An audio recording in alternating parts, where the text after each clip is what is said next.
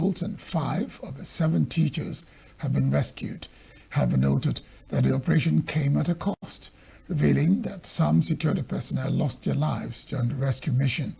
Speaking on the condition of the rescued victims, the governor said they appeared physically weak after spending weeks in captivity. Explained that medical personnel were carrying out comprehensive assessments, while psychosocial support would also be provided to help them recover from the trauma of the experience. Makinde also revealed that arrangements were underway to allow family members to visit the victims at the military hospital, noting that one of the rescued pupils had repeatedly asked to see her mother. President Bola Tinubu has reacted to the successful rescue of the pupils and teachers abducted from Orire community in Ogbomoso, Oyo, expressing delight over the operation carried out by security agencies. The president, in a statement on Friday, commended the military, the Department of State Services, and the Nigeria Police Force for what he described as their heroic efforts in securing the release of the victims after 56 days in captivity without collateral damage. He also praised the security operatives for arresting 8 of the suspected abductors while neutralizing others during the rescue operation. Tinubu, however, expressed regrets over the trauma endured by the children, their teachers, their families, and the nation during the period of the abduction. The president assured Nigerians that his administration would ensure justice for the victims and the family of Oyedokun, who was reportedly killed by the abductors. He further charged the Oyo State government to strengthen security around schools to prevent similar incidents. The presidential candidate of the African Democratic Congress (ADC) in the 2027 election, Atiku Abubakar, has counseled President Bola Tinubu to prioritize the security of Nigerians over campaign activities for the 2027 general election, even as he welcomed the rescue of abducted school children and teachers from Oyo State. The former vice president noted that it was particularly striking that the Ogbomoso school children and their teachers regained their freedom on the very day the national leadership of the president's party launched its door-to-door campaign for the 2027 presidential election.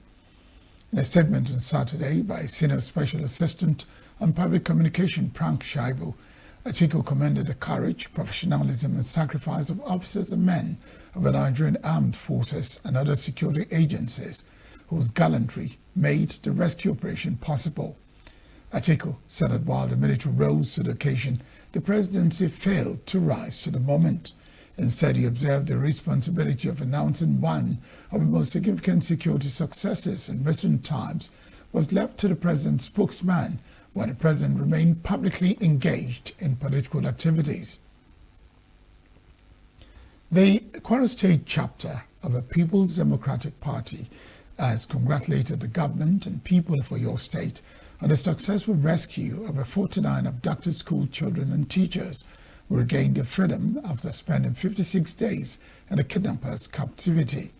The party described the rescue as the outcome of sustained citizen engagement, consistent media pressure, and responsive leadership of the Oyo State government. He noted that Governor Seyi Makinde demonstrated what responsible leadership looks like by treating public criticism and concern not as an affront, but as a call to intensify efforts to secure the victims' release. The statement signed by the party's State Publicity Secretary, Olusegun Olushola Adewara, the Kwara PDP contrasted the development with the security situation in Kwara State, urging Governor Abdul Razak to make rescue of the 176 pregnant women, nursing mothers, and children abducted during the February 3, 2026 terrorist attack on Boro community a priority. Meanwhile, the Nigeria Governors Forum has said it received with joy and relief the news of a successful rescue of all school children and teachers abducted in Orire community in Oyo State. In a statement on Friday night by the NGF Chairman, Kwara State Governor Abdul Razak, the forum congratulated President Bola Tinubu on the comforting development for the months of high-level coordination, intelligence gathering, and disciplined execution. Forum also rejoiced with the families of the victims and a successful rescue, we have now reunited them with their precious children and relations, commended the Oyo State government for its collaboration with the federal government, resulting in a success story. The Minister of Education, Tunji Alaus, on Saturday said a successful rescue of pupils and teachers abducted in Orire, local government area of Oyo State, reflects President Bola Tinubu's commitment to protecting the lives of Nigerians and ensuring schools remain safe for teaching and learning. Alaus commended President Tinubu for providing leadership throughout the rescue operation, also praised the Oyo State Governor Seyi Makinde and the nation's security agencies for their collaboration, which led to the safe recovery of its victims and the arrest of suspected kidnappers. The minister's position was contained in a statement issued by Special Advisor on Media and Communications, Ikaro Atta. It described the rescue as a significant victory against criminality and a demonstration of the federal government's determination to safeguard children across the country, congratulated President Tinubu on the successful operation, and applauded Governor Makinde for supporting the rescue efforts from the onset of the incident. The minister also commended the Armed Forces of Nigeria,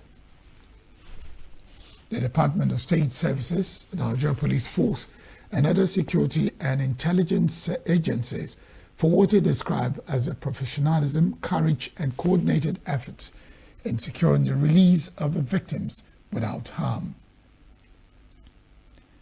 The Army said the victims regained their freedom following an intelligence-led operation that lasted for more than a month and targeted the kidnappers' network and hideouts in the Old Oyo National Park and other parts of the country. According to a statement issued hours after the rescue on Friday by the Acting Deputy Director, 2 Division Army Public Relations, Lieutenant Colonel Danjuma, the operation involved troops of the Nigerian Army led by the General Officer Commanding 2 Division, Major General Chinedu Nebife. Soldiers worked alongside operatives of other security agencies, the Amotekun Corps, local vigilantes, and hunters. The Army said 44 abducted pupils and teachers were rescued in total. It explained that the operation focused on identifying the terrorist kingpins behind the abduction, dismantling their logistics network, and arresting their informants. The Army disclosed that the rescued pupils and teachers are receiving medical attention at an undisclosed hospital before being handed over to the Oyo State government for reunification with their families. The National Working Committee of the All Progressives Congress on Friday formally unveiled Vice President Kashim Shettima as President Bola Tinubu's running mate for the 2027 presidential election, ended months of speculation over the party's presidential ticket. The unveiling took place at a Continental Hotel in Abuja, where the presidential nomination forms of President Tinubu and Vice President Shettima were formally presented to the party. Nomination forms were submitted on behalf of President Tinubu by a Special Advisor on Political and Other Matters, Ibrahim Masari. Announcing the development in a post on X, APC National Chairman Netawe Yewata said the event marked an important moment for the party as it prepares for the 2027 general election.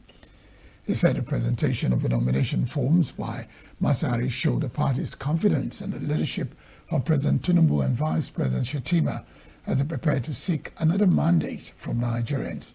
The unveiling ends months of speculation that President Tinubu will replace Shettima with a Northern Christian over concerns about the party's Muslim ticket.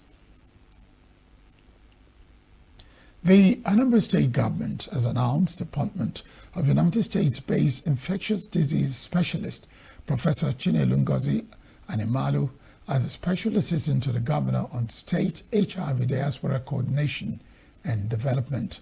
The appointment was contained in a statement made available to newsmen in Oka, the state capital, on Saturday. The statement said the appointment made by the governor of Anambra State, Professor Chukwuma Charles Soludo, underscores the administration's strategic focus on leveraging global partnerships to enhance local healthcare delivery. In a new role, Professor Animalo would spearhead initiatives aimed at mobilizing international resources and technical expertise. She will coordinate diaspora partnerships and develop sustainable, innovative strategies to strengthen the state's ongoing HIV response. Appointment further demonstrates the Soludo administration's commitment to harnessing global expertise and diaspora partnerships to strengthen healthcare delivery and build a healthier, more prosperous Anambra State. The Abia State government has warned that it will sanction any public or private school found collecting graduation levies or fees from pupils and students in violation of a law. A statement released by the Public Relations Officer Duru Marvelous of the Ministry of Basic and Secondary Education, Abia State, on behalf of the Commissioner for Basic and Secondary Education, Goodluck Ubochi, disclosed yesterday Friday.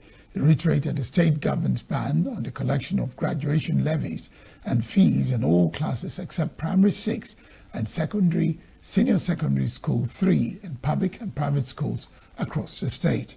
The government directed the Ministry of Basic and Secondary Education to immediately commence monitoring and enforcement of the directive across all schools in the state, and that any public or private school found to be in violation will be sanctioned in accordance with the law. The Commissioner urged stakeholders to take note and report any school violating the directive to the Ministry of Basic and Secondary Education for prompt investigation and appropriate action.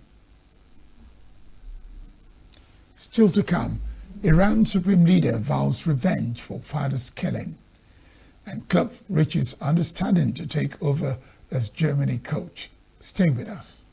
Jacinda, are you ready to take the next big step towards your dream career? Definitely. I want to study software engineering or maybe cybersecurity. But we are playing. Is that what you're worried? Then listen up. At Queensland University, they are now accepting application. In fact, admission is ongoing now. So you have to hurry now before it's too late. Queensland? For you? Yes. Whether you want to become a software engineer, cybersecurity expert, nurse like me, lawyer, then your journey starts here. Finny, if I may ask, what is so special about this school?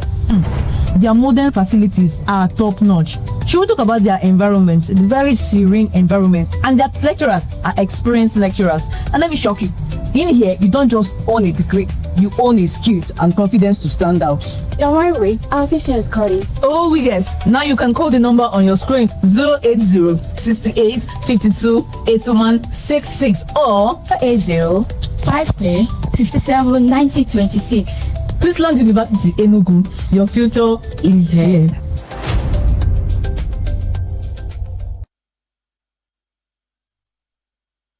Iran's supreme leader on Saturday vowed revenge for the U.S.-Israeli killing of his father and predecessor hours after President Donald Trump warned against any attempt to assassinate him.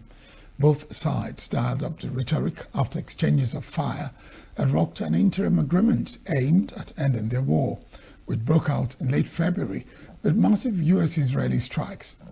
Trump has declared the ceasefire over while mediators have been trying to salvage diplomacy, but Iranian media reported that a delegation from Qatar traveled to Iran on Friday.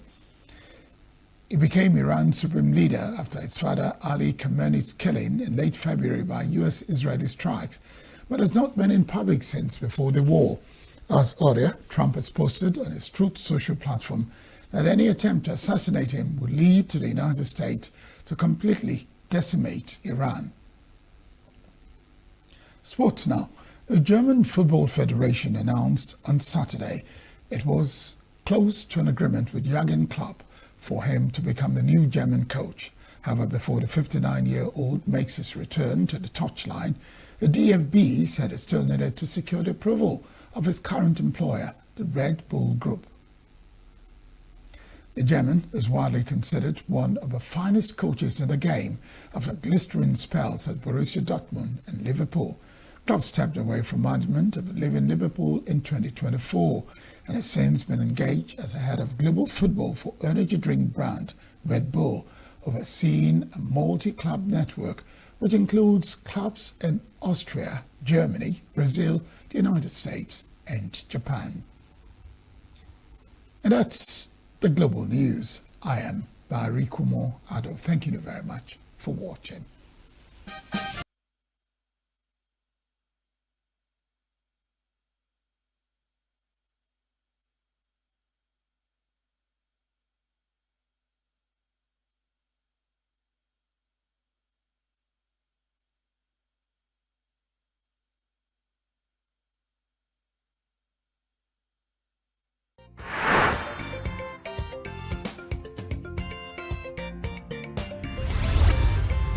Signature TV, news in your pocket.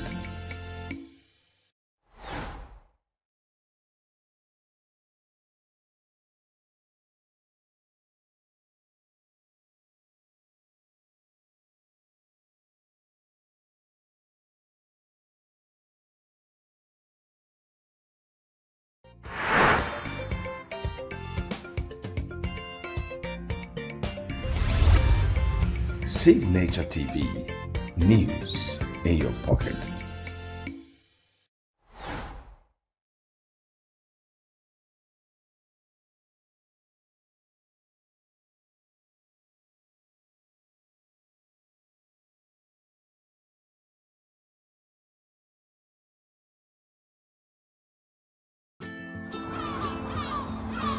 Bright and early as the day breaks, as the newspaper headlines trail the stories that shape the day. We at Signature TV trail the headlines that trail the day. We interrogate the headlines. We analyze the stories that make the headlines. Why is overrated, and they even overrated themselves and went into CBT. They are insensitive of some Nigerian children who have never had what they call CBT. With passion and emotion, we drive the conversation to change a narrative. Let nobody be deceived by Nigerian high level of performing in agriculture export. We are still where we are. Newspaper review on Signature TV every morning on Signature Morning, weekdays, and Signature New Day, weekends. Newspaper review on Signature TV. We do not just review the headlines, we make the headlines relevant to our daily lives.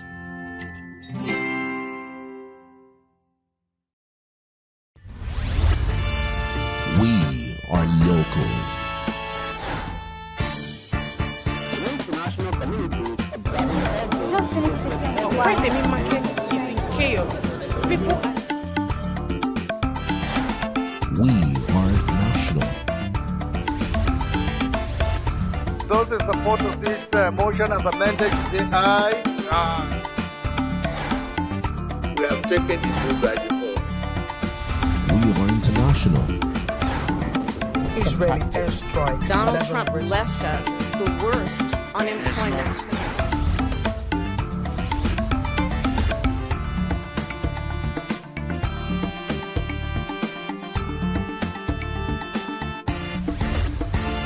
Signature TV, news in your pocket.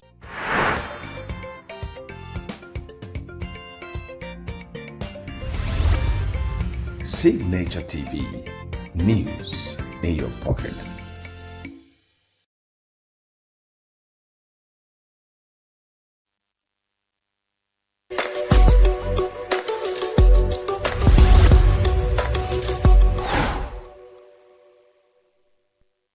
Hello and welcome to another day on Muse. Muse is a program Signature Television where we think and talk. Today on Muse, we have just few things on our agenda of musing. You know, here we think and talk, and whoever thinks and talks is selective of what to think and talk about. Otherwise, like in Nigerian parlance, while I know they finish. My name is Christian Chibuzo Maduka, your chief muser, and I keep saying with this appendage, each time I refer to myself as chief muser, that's the position they put me in, and I've been struggling to fill that big shoe. Well, it's okay. Let's take me the way I am, according to the sacred song and sorrows. He said, take me the way I am. And some people say, it's Akuku Kwendi CMS. No, that's by the way. But that's it. Today, first on our news list, our agenda is that the repatriated Nigerians from South Africa, few of them has gotten home. I think about half. But we are sure at least about 500, over 580 something people that have been repatriated from South Africa will eventually come back home at the expense of Nigerian government, you know. And we can hear a lot of viral video about the repatriated Nigerians. Some of them are talking about experience. Somebody said he watched his friend, they removed one of his eyes. That's horrible. That's horrible. That's horrible. And you ask yourself, what can make South Africans do this to Nigerians and some other citizens of other countries they found in the streets or they found in South Africa? What could make them do this? And this is not without repercussion, because, you know, the man who is running after a snake to kill snake is there, and the snake that is being pursued is also running for their life. Life is sweet. Everybody needs to live, because that's sacred divine gift. Nobody in this life has power to take life. But some people have arrogated themselves with such powers to take people's life at any time. Let's talk about so many issues that Nigerians are battling with at this time. You talk about hardship, hunger. You talk about terrorists and banditry, insecurity. You talk about high rising cost of existing as a citizen in Nigeria. You can't buy food, you can't buy utilities, high transport costs. You talk about rent, you can't pay rent, you can't go to school. The insecurity has double plunged. People can't go to school and come back because they are likely to be abducted. School have become soft target for bandits and terrorists in Nigeria. Then we add with the fact that Nigerians who are even running away from Nigeria to find safety in some other countries are being brought back. Some are being brought back with wounds inflicted on them. That's the ones who are lucky to be alive, because many died in the process. Many were killed. Many were, you know, many were made handicapped. See, it's one who they remove one of his eyes can never get that eye back in their life, especially with eyes. You will live with that trauma. We were asking himself, what is my offense? That they told us that we have an African Union. And they told us it started with the Organization of African Unity. They told us that Africa is one. They told us that Africa have this brotherhood or whatever you called it. But now, something satanic has stepped in, and the fabric that hold Africa brotherhood together. They call it xenophobia. Now let me ask the South Africans, what do they think? My father told me that nobody, if they ask everybody to go back to their maternal uncle's house, that nobody will be at home, because everybody would have left their houses to go to their maternal uncle's house. So some of you don't know what I'm saying. This is a proverb of bone and silence. These South Africans will know that whatever is found in the house of lizard, you are likely to find same in the house of rat. Ihe dibo oke dibe ngwere. Asị onye ọbụla jebe ebe ọmụ nwa dị ana, onwere onye ya nọ n'ụlọ. That is how I say, find somebody to translate it, especially some of our South African friends. What would you say is the fault that Nigerians did that they deserve this kind of treatment? And we have South Africans in Nigeria, and we still go to African Union and the former OAU. I remember one time the Green Eagles of Nigeria were playing sometime in 1978 in a match. Was it around that? They were playing African Nations Cup. And the town, the hosting community were attacking Green Eagles of Nigeria, because Green Eagles of Nigeria and Nigerians generally has been doing well in African football, both in Africa and in the world. When they were being attacked, the commentator of that match, may God bless his soul, the Okonkwo man, the man, what's his name again? Ernest Okonkwo, the man who manufactures wares. He said, this is against the spirit of OAU. This is against the spirit of Africa. The police are in South Africa, they are doing nothing. And Nigerians are being killed, they're being wounded, they're being packed and hauled and pushed back to Nigeria. And we still have embassy of Nigeria in South Africa, embassy of South Africa in Nigeria, under pretended relationship. And we are muffling words. I don't want to go back. In the university days, we skipped meals to make sure South Africans get their freedom from the apartheid regime of Pieter Botha and his people. And now, that is like the cyclists Who visited your house? You want to see him go. When he want to mount his bicycle, he will give you the backside. That is a lesson for South Africa. No problem. The world is a place, and it continues to be. These people who have done this to Nigerians today might live and die. The sad seed of hatred they've sowed between some Nigerians and their people will find time to go. Let us be cautious when we do certain things. I watched a video of a police officer dressing a woman dressed in red and some color of their national colors in uniform of paramilitary, talking about how bad Nigerians can be. But let's talk about it. Wherever you put your hand inside the backside, you will smell that bad smelling thing. There is no place that you have a wall that you don't have a backyard. Meaning, we might have some bad Nigerians, we might have some bad South Africans. So, who will make us judge to begin to profile a whole country of over 240 million people and say they are worse than Satan? And it sounds good, because we can say it. If we talk and think like we do in this program, it will be good. Nigerian government, as usual, is going to bring back people, and we are talking. And that is a lesson for Nigerian government. I am not an advisor. I am not an advisor on diaspora matter. I am not anything, but I talk as a Nigerian.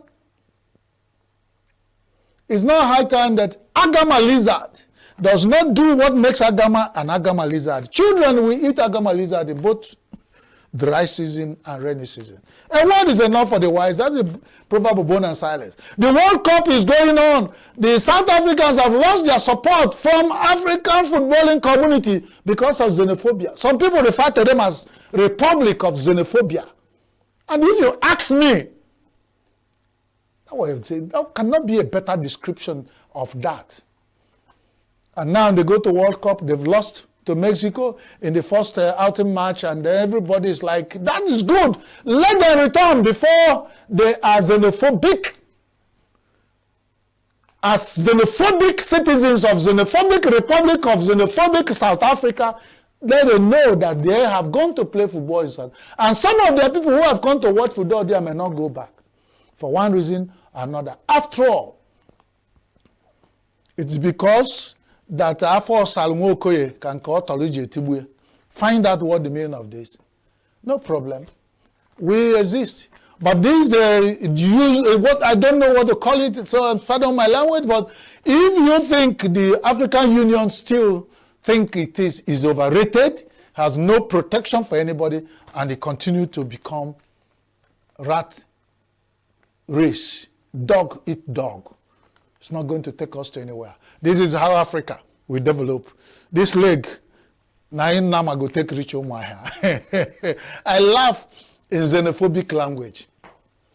The next item we have on our agenda for this afternoon or this time, depending on where you are watching us, is insecurity, the presidency.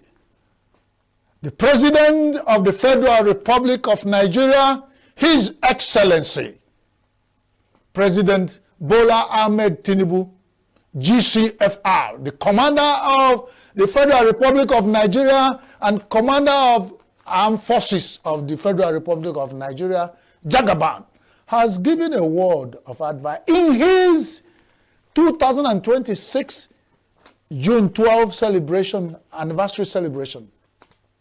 He said to the people who are causing insecurity in Nigeria, because if you ask me, I don't think it's only bandits and the terrorists that are causing insecurity in Nigeria.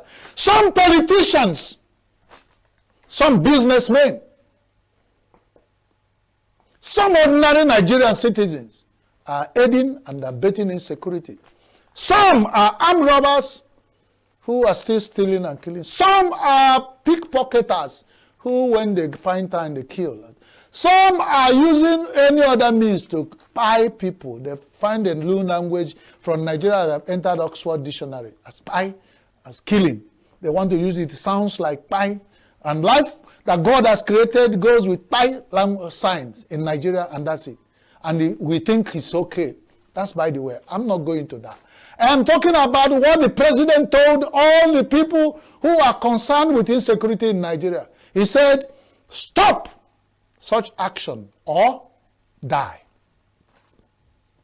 You can describe that as go back, listen again to what the president said. Go find the written version and read in black and white what the president meant when he said, stop whatever you are doing to bring insecurity to our resilient and happy nation, Nigeria, or you die. That's a good one. Coming from the president, after a long time of him condemning in speeches, sympathizing, empathizing, calling for security chiefs meetings, sending information to National Assembly to discuss insecurity in Nigeria, engaging with diplomatic bodies and international communities on how we can curb insecurity in Nigeria.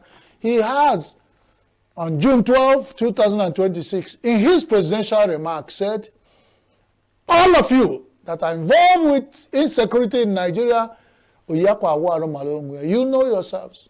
He says, stop or die. But let's come back home from beyond what the presidency have said. Now, it can be both physical or spiritual. You know, as the president of the Federal Republic of Nigeria, he has power of life and death. Ikuba baye. That's what my friends describe in Yoruba land. When they're trying to give honors to the Oba, the supreme ruler of Ife kingdom. He says, Ikuba baye. The man who has power of life and death. The father of life and death, you know. And as the president of the Federal Republic of Nigeria, the most populous country in Africa, black African nation. We know that when he say a word, it carries both the potency that is spiritual and the power that is physical. So I don't know how else, if they are just trying to bring that we should think and talk about what the presidency said. It means the president has woken up and want to really face this undeclared war. It's an emergency situation. 46 teachers and their pupils from Oyo town or near whatever near Oyo town in Oyo state are still in captivity while I'm making this speech, while I'm doing this. Some students and some other people in some other locations, so many places are still in captivity. Ransom being demanded, some being tortured and killed as a proof that the people who are holding them, the captors, want to make good their threat. It's no more hidden thing because they even post viral videos who are going on in national telecom system. We have NCC who tracks every other offense that have been going on but has never been able to track those who do business, blood business, and they go on and they buy recharge card and data from the telecom organizations.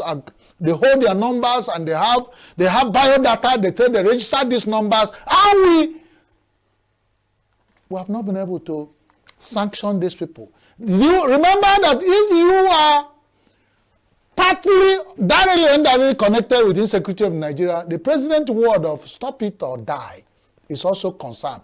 So both the telecom organizations, who the bandits and terrorists hold their numbers, hold your subscriber to your service.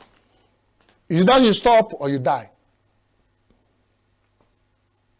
And then one of the things, I will come back to that. Now, the president is what he said, and the president meant his word. For so many things, I think the president of the Federal Republic of Nigeria want to make do his word because, of course, you know, there's this second tenor, scrambling, petitioning, horse trading going on. Some kind of, the president has to live up to his word. So it's coming at a good time because They told me, if you climb an Iroko tree, you better do all your firewood collection there. Because Iroko tree is not tree, you climb every day. Now that the president, Jagaba himself, want to return for the second tenure to Aso Rock. There are so many things he will promise us now, and he will try to make good his promises, because Nigerians are now, what we see is what convinces us, dear president, to vote for you again. It's not a condition, but like I trust you, when you promise us, you will do. It won't be like the issue of the carpenter I met in ENUGU. He was cleaning up his wood. And they were asking him, he said, the ENUGU girls are promiscuous. I said, Mokoye, what do you mean by that? He said they are promiscuous. If they promise, they will not come. That's what makes them promiscuous. And people burst into laughter. Our president is not promiscuous, so if he promises, he will come. That's the truth. Because he's a gentleman, he's a sagacious, creative, and well-renowned politician in Nigeria. After all, to go to the highest peak, apogee, and zenith of rulership in Nigerian political structure is not a mere feat. For you to get there, you deserve the term Jagaba. Congratulations, Jale. All we are waiting for you is to make good your promises, because Nigerians are greedy. And not until we bleed to death, is it? Any nation that is missing one by one and they are laughing, they will not finish missing, because you come to that community tomorrow, you will not see anybody. They would have missed and missed until they finish, because they're not taking it serious. The issue of insecurity in Nigeria is crippling and eating upon Nigerian population like a caterpillar will do on a very green leaf on a summer morning. Remember that caterpillar in Igbo, they call it a ENUGU. When you enter any tree in the morning, by evening, it will finish everything green on that tree and leave that tree like skeleton. That is what is happening to us. So any move from any side of Nigeria, coming from the highest office in Nigeria, giving us some confidence that something is being done or will be done or is being done now, it's a so-called. Thank you very much, Jagaban, our president. We trust you. Well, let's come back home to the third agenda on our agenda this afternoon, this morning, this night in your reading room. It says, post-party primary elections in Nigeria, the outcome of post-primary elections in Nigeria. Post-primary election has come in Nigeria. That's what we are talking now. We are not talking about the election itself. It is the party primaries have come and gone, and line up with incidences we have not finished discussing. We talked about it in last episode of this program. We are still talking about it today, meaning that if what in mouth the chop no finish, the jaw cannot rest. Yes, why do I say so? Senator Seriake Dixon had just risen in a meeting with the flag bearer of the ADC, their party, that's P2B, recently. What are they talking about? They discussed post-primary outcomes of NDC. The flag bearer of ADC, His Excellency Abubakar Atiku, has just finished his tour of reconciliations with all the party members who felt miffed out of the primary elections, the outcome. And incidentally, one of them has accepted to be his vice president, That's still the outcome. We had the vice president, the vice presidential flag bearer of ADC, His Excellency Rotimi Amechi. He said, I am not going to the primaries to be the vice president. I am not in contest to be president. And that's it. When I talk, say, make una dey careful about politicians. Una go there, things like the joke. Some of you bettered your life that Rotimi has said it and he said it. But behold, after the horse trading and the push and pull and all the negotiations, the man has accepted to become the vice president to ADC, Atiku Abubakar. That's one. On the APC, there is still talks, reconciliation about those. Some has jumped out of the party, went to seek for platform, other platforms that will give them ticket to run because they couldn't get the ticket in APC. Some people have been called back and said, don't hold on that well, if you get through 2027, you will be compensated with this or that, either with contract. Or the winner takes it all kind of Nigerian position. So once the party where the win head or tail is for, don't worry, you need to run anywhere. But those who do not have confidence or patience are running off. And incidentally, some of them have gotten tickets in the some got in NDC, some got in ADC. But that's the restless run of low cost of Nigeria political structure as you roll the chain of bicycle as it rolling from weak to strong and comes down. It continues. So, which one? Why should we go to primary elections and rig it and begin to do face mending? Which road can take us to Onitsha and make it shorter cut? Onitsha people, we're gonna pardon me. It was a manner of speaking. I didn't mean any stigma or harm. So it means you Nigerian politicians, if I give you election to conduct even in your house, you will rig it. And you boldly come and count us how you do.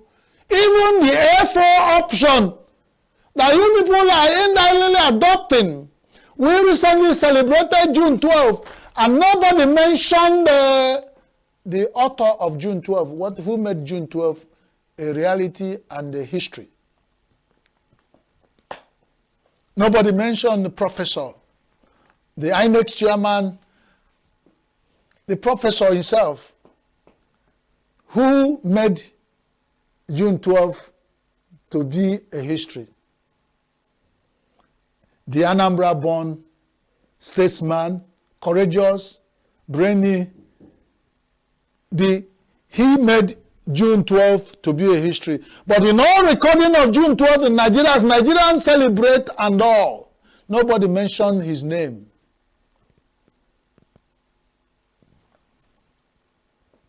And it's as if the spirit of Nigeria has come upon me. I am still trying to get the name of professor. The man, chairman of INEC, and during the time he stood his ground and wanted to deliver the June 12th of 1993, where IBB said he's annulling June 12th. It's unfortunate, but then once you cover the truth, someday it will come. But the spirit of June 12th is alive. As we all do this, it will haunt Nigeria, because if we do not want truth, the truth will suppressed, will burst out one day by force as a volcanic eruption and begin to fight us. So, what do I say? We openly, clearly planned to rig primary elections. Now we are taking time again to go and bend fences. What stopped Nigerians from having a very clean, free and fair primary elections? Some people said even some parties that have decided that one candidate will be their flag bearer, still rigged when they were counting for the man that they have taken. You have said nobody is competing with this person, yes? You still went and did rigging when you are counting for him. You count 10, 100, 1,000, 1 million, and you are recording it, and you posted it like that to the world to see how the number of figures.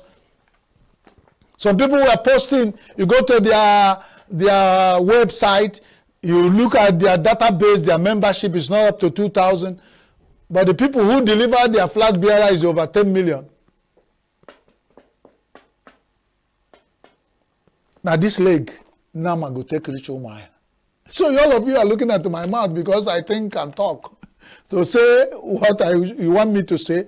If you think, like one politician told Nigerians, if you think you don't know what I am saying, then something is wrong with your ear. And ear and eye doctor that work in Nigerian political systems. We expect them to tell us what they have done, their government have done to win another election or to continue in government or to take over from the ruling government. They are abusing Nigerians, talking down on us, telling us all manner of things and all. That was the way. If there is election in Nigeria, truly, Nigerians will, in 2027, make their mind known with how they vote. The next item on the agenda is the proposed abolition of common entrance examination in Nigeria is sparking off debates. Since the last 5 years in Nigeria have continued to destroy all existing systems that are seen to be working. Instead of strengthening it, they will first destroy it, and they find it difficult to create an alternative body that can work the way that the old system have been working. And I find it difficult to. Why do we want to destroy a house built when we have not built a new one to pack into? Do we destroy the existing house so that it will be in the rain and the sun while we are constructing a new one? Is that thinking smart? Why do we want to destroy the common entrance? Because we want 9334 or whatever system they want to create? Have we experimented this system with a trial group? What we have chosen some group of as trial group, practice it for a year, see how the system will work out, check over time, then we introduce it on a bigger scale.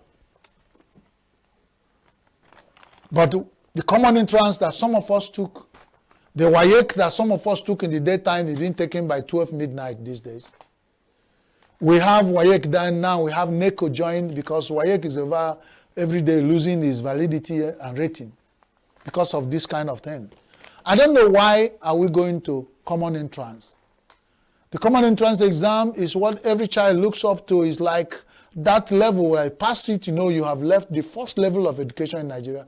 Even if you want to go into a new system, we don't want to suggest that we stop common entrance. Even if you have 9334, 934, whatever,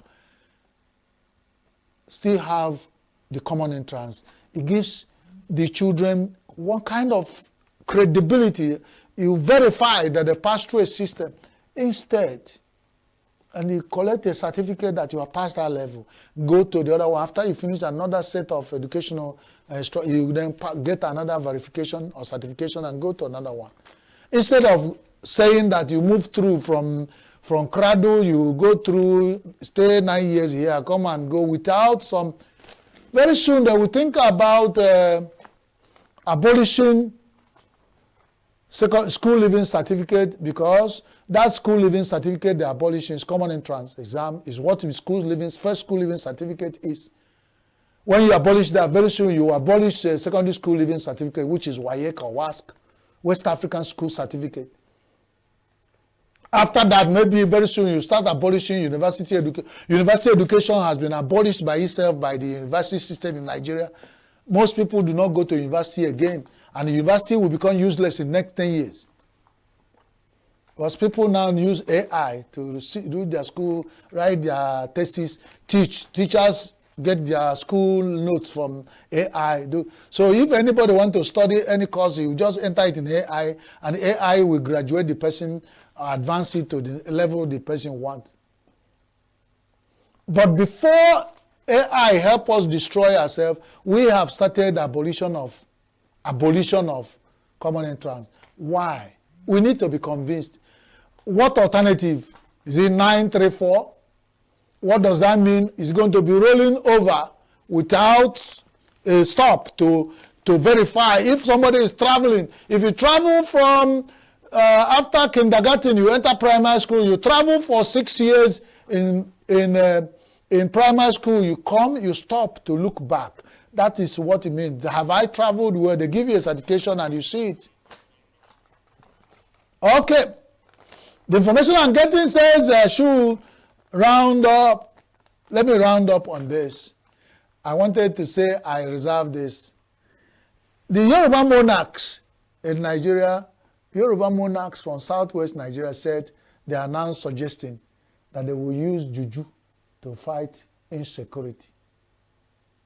And I've said in other platforms, why not? Use anything you have, both the gun that has bullet and the one that doesn't have bullet, to collect back a victim from a captive.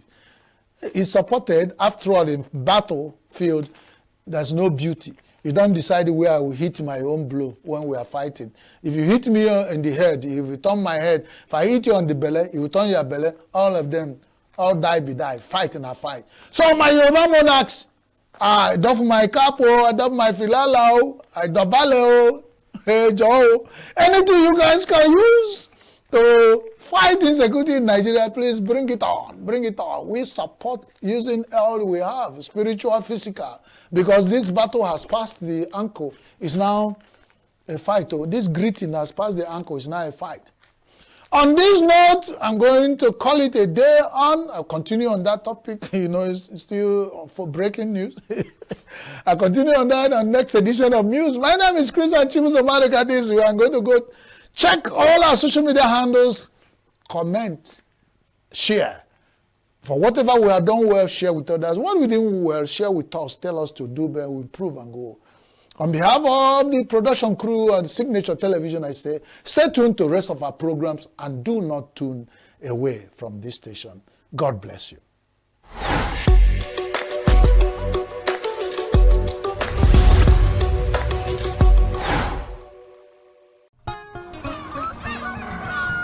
New every morning on Signature TV, we open the day for you with needed energy, information, and required vibes to shape your day. From sizzling snippets of stories in various areas of life to intriguing conversations with net worth guests. When you have people who have no track record becoming your leaders, you have a problem.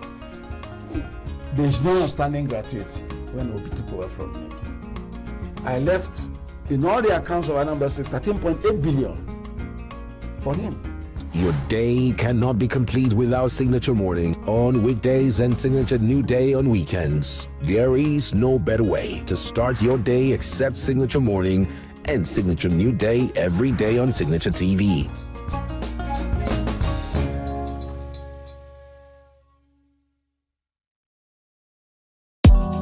Tired of the snow? Tired of the bad TV signals? Nigeria has gone digital.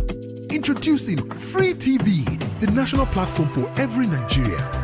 Get 100 plus channels immediately. Sports, news, and entertainment in your native language with clear picture quality. Whether you're in the city or the village, our satellite signal reaches every corner of 36 states from day one. No monthly subscription, just a compatible decoder and you are set. It's a national asset built for you. Take the show on the road, download the Free TV app and stream your favorite channels anywhere. Starting this May, scan to download the app or call 0700 388 7277. Free TV, digital TV for free. Brought to you by NBC.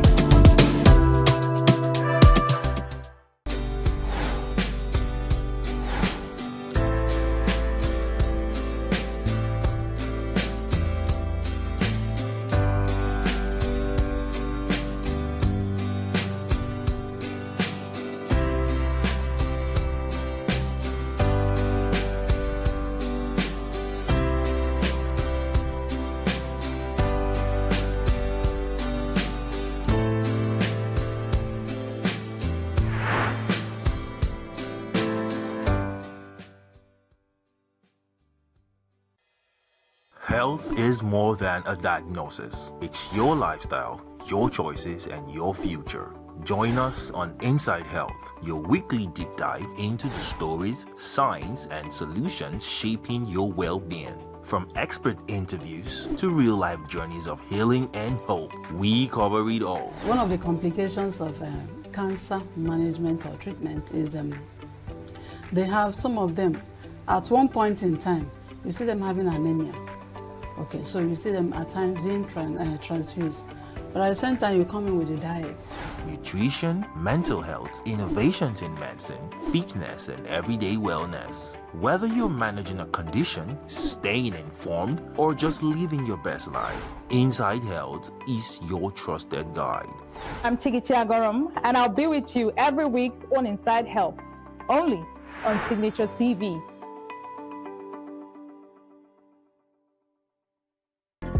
Get plugged into the heartbeat of entertainment on The Hub, your ultimate show on e-vibes. From trending stories and social media drama to top charting music, must-watch movies and exciting moments from the world of arts, we've got it all. Join us for unmissable conversations with your favorite entertainment personalities, plus fun segments every week. I should try harder, so... Okay, I don't know that one. Outfit of the day. Oh, I don't do that. That's some Gen Z stuff. Oh, now you say it's a Gen Z stuff. It's everything you love about entertainment, served fresh every week at 1 p.m. with weekend repeats just in case you missed it. The Hub's on e-vibes, where the vibes never stop. Only on Signature TV.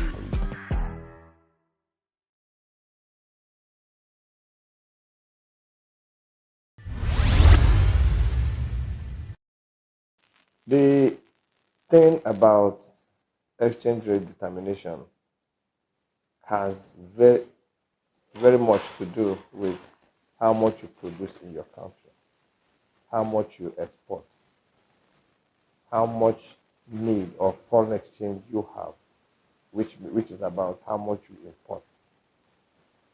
So one, how much do we produce? Our production level in Nigeria is very low. Two, how much do you export, which is the foreign exchange earning? We export very little, and we have a monolithic economy. We export only the oil. And when we say our dependence is on oil, you ask yourself, how much then do we earn from the oil in 1 year? How much does a country like Ireland earn from agricultural produce exports? How much does do other countries far less endowed in terms of good weather, climatic conditions, fertile lands, expansive land resource in Nigeria? How much do they export? They export far more than we earn from oil. Then two, how much do we require the foreign exchange? Because it begins to play between the forces of demand and supply. How much do we need foreign exchange? The dollar, the pound sterling, the Chinese yuan, and so on. We need a lot of it. Nigeria is a consuming economy. Our appetite for consumption is so high. We don't even want to be satisfied with the things we produce in Nigeria. So our appetite is very high. So our demand for foreign exchange is very, very high. So when you demand a lot of foreign exchange and you don't supply, you don't have enough earnings of foreign exchange, which constitutes your supply, naturally the price will go up. What happened in Nigeria is that everything turned to the negative when our production of agricultural produce went drastically low. Because you can say our output of oil is fixed in the short to medium term by OPEC quota.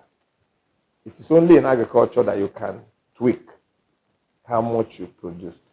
You can increase it because you can increase it drastically because we have the natural endowments to do so. But we have not done this. And so when we started having the crisis between the herders and the farmers, production of agricultural produce went down drastically. It was low, but it went further down. Farmers deserted the farms. At a point, we had come to the point where we were almost reaching a point of self-sufficiency in rice consumption, rice production. That is, we are curtailing the import. We are cutting off up to 500 something million US dollars used to import rice into Nigeria. We are almost cutting that off. But now we reversed again because people were becoming hungry. Prices of food items went skyrocketed. And then hunger was facing everybody. And the government had to start again allowing certain items of rice importation, a certain amount of rice importation into Nigeria. So we are local. The international community is observing just finished taking where the main market is in chaos. People We are national. Those in support of this motion as amended, say aye. Aye. We have taken the vote by default. We are international. Israeli airstrikes. Donald Trump left us the worst unemployment.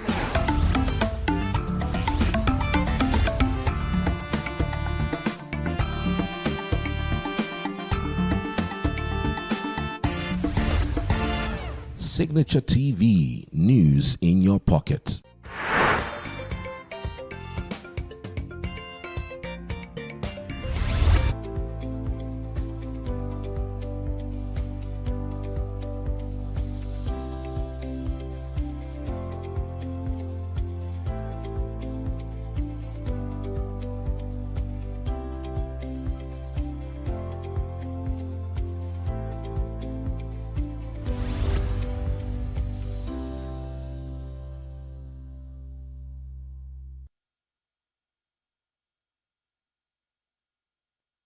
A very good morning to you and welcome to New Day on Signature TV. Today is the 12th day of July 2026. And of course, it is the day of the Lord. It's a day that the Lord has made. We are broadcasting live from Signature TV ENUGU studios, and I am your host, Chigichi Agoram. Don't go anywhere. Up next, newspaper headlines and review. Stay with us.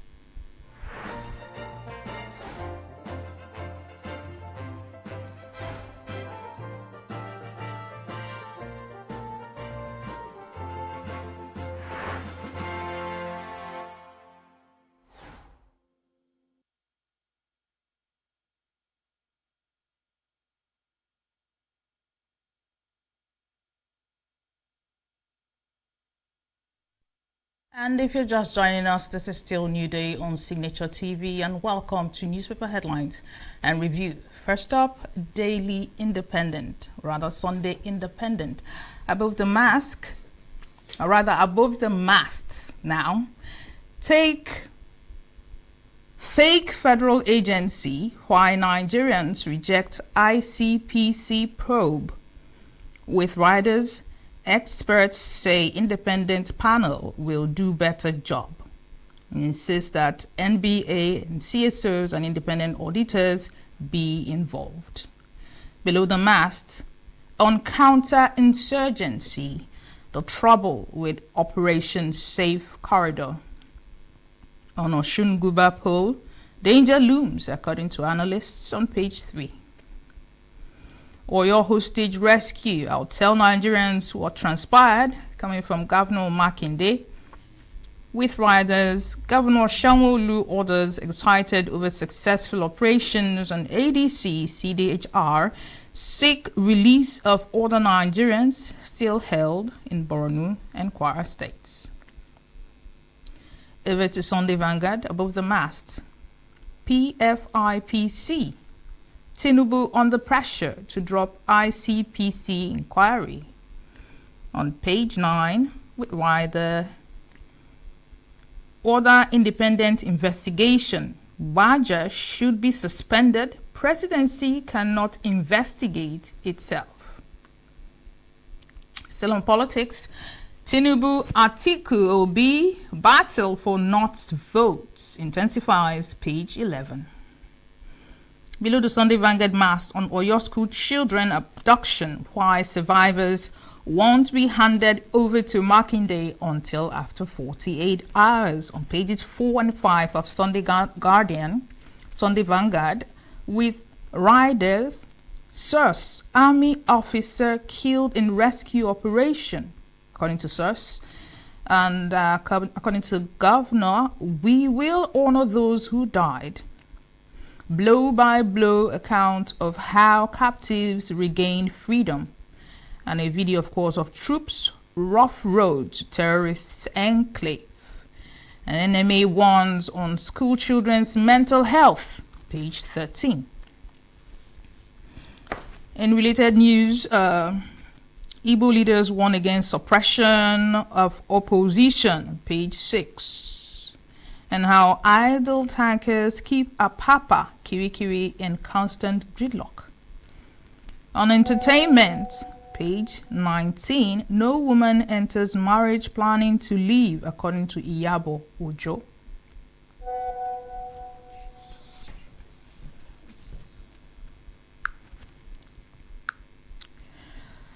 And then in Lekki, the rich also cry as floods turn exclusive estates into canals, on page 2, with riders. Eyewitnesses, I watched in awe as floodwater carried 2 jeeps like paper.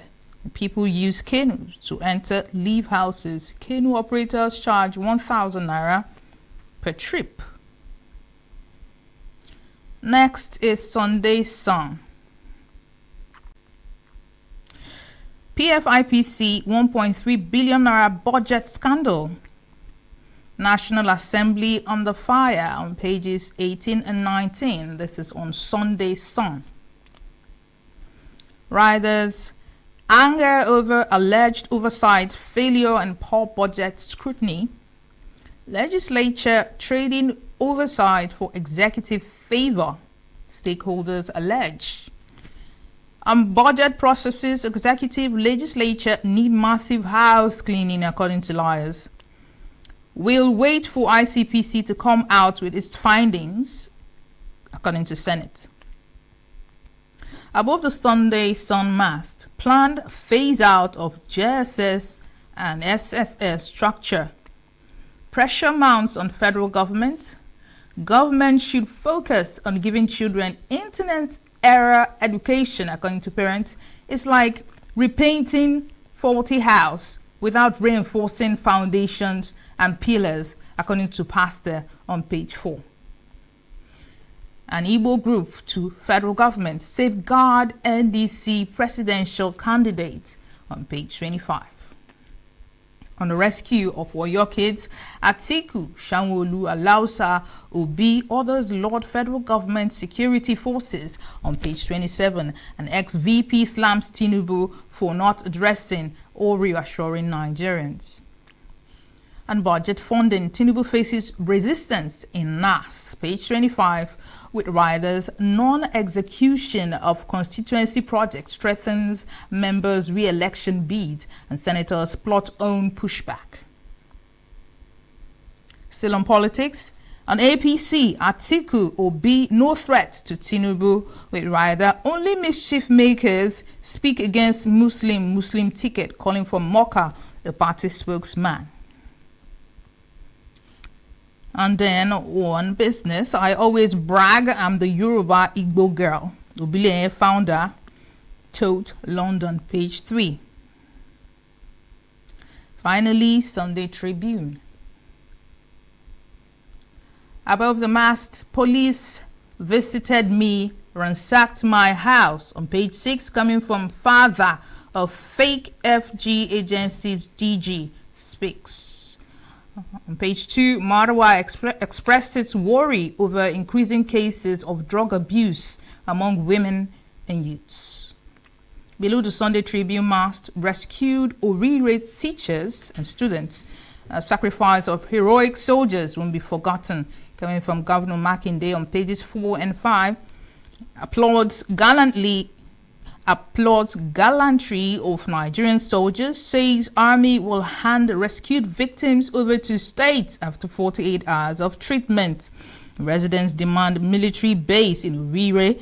Atiku, ADC, Sanwo-Olu, Alausa, Afenifere, Olubado, Alaafin, Seun, others, and other eminent Nigerians hail rescue and how we rescued them from bandits coming from army. Still on Sunday Tribune, Glow splashes cars and other gifts on partners, page 6. And Yoruba elders alert of plot to conquer Southwest by Fulani rally eminent indigenes, page 6. Finally, on Sunday Tribune, APC sweeps all local governments in Edo as Okwebolo hails peaceful election. And that's the much we can take on the newspaper headlines. And very quickly, our review, and of course, our head analyst, Mr. Chris Madoka, is in the house to do justice to our review. Good morning, Chris, and thank you so much for joining us this morning. Good morning, Chigi. Oh my goodness. Please. When we're talking about people born on Sundays, this is one of them. Happy birthday! Thank you, thank you. Birthday. Thank you so much. Happy returns. Amen. May Amen. the angels of heaven guide you. Amen. We live long. Amen. And continue to prosper. Amen. Thank you so We're much. waiting for a result of the World Guinness Book. Yes, and very soon, We will celebrate. Amen. So we to have that. nothing to celebrate. So Yes. So,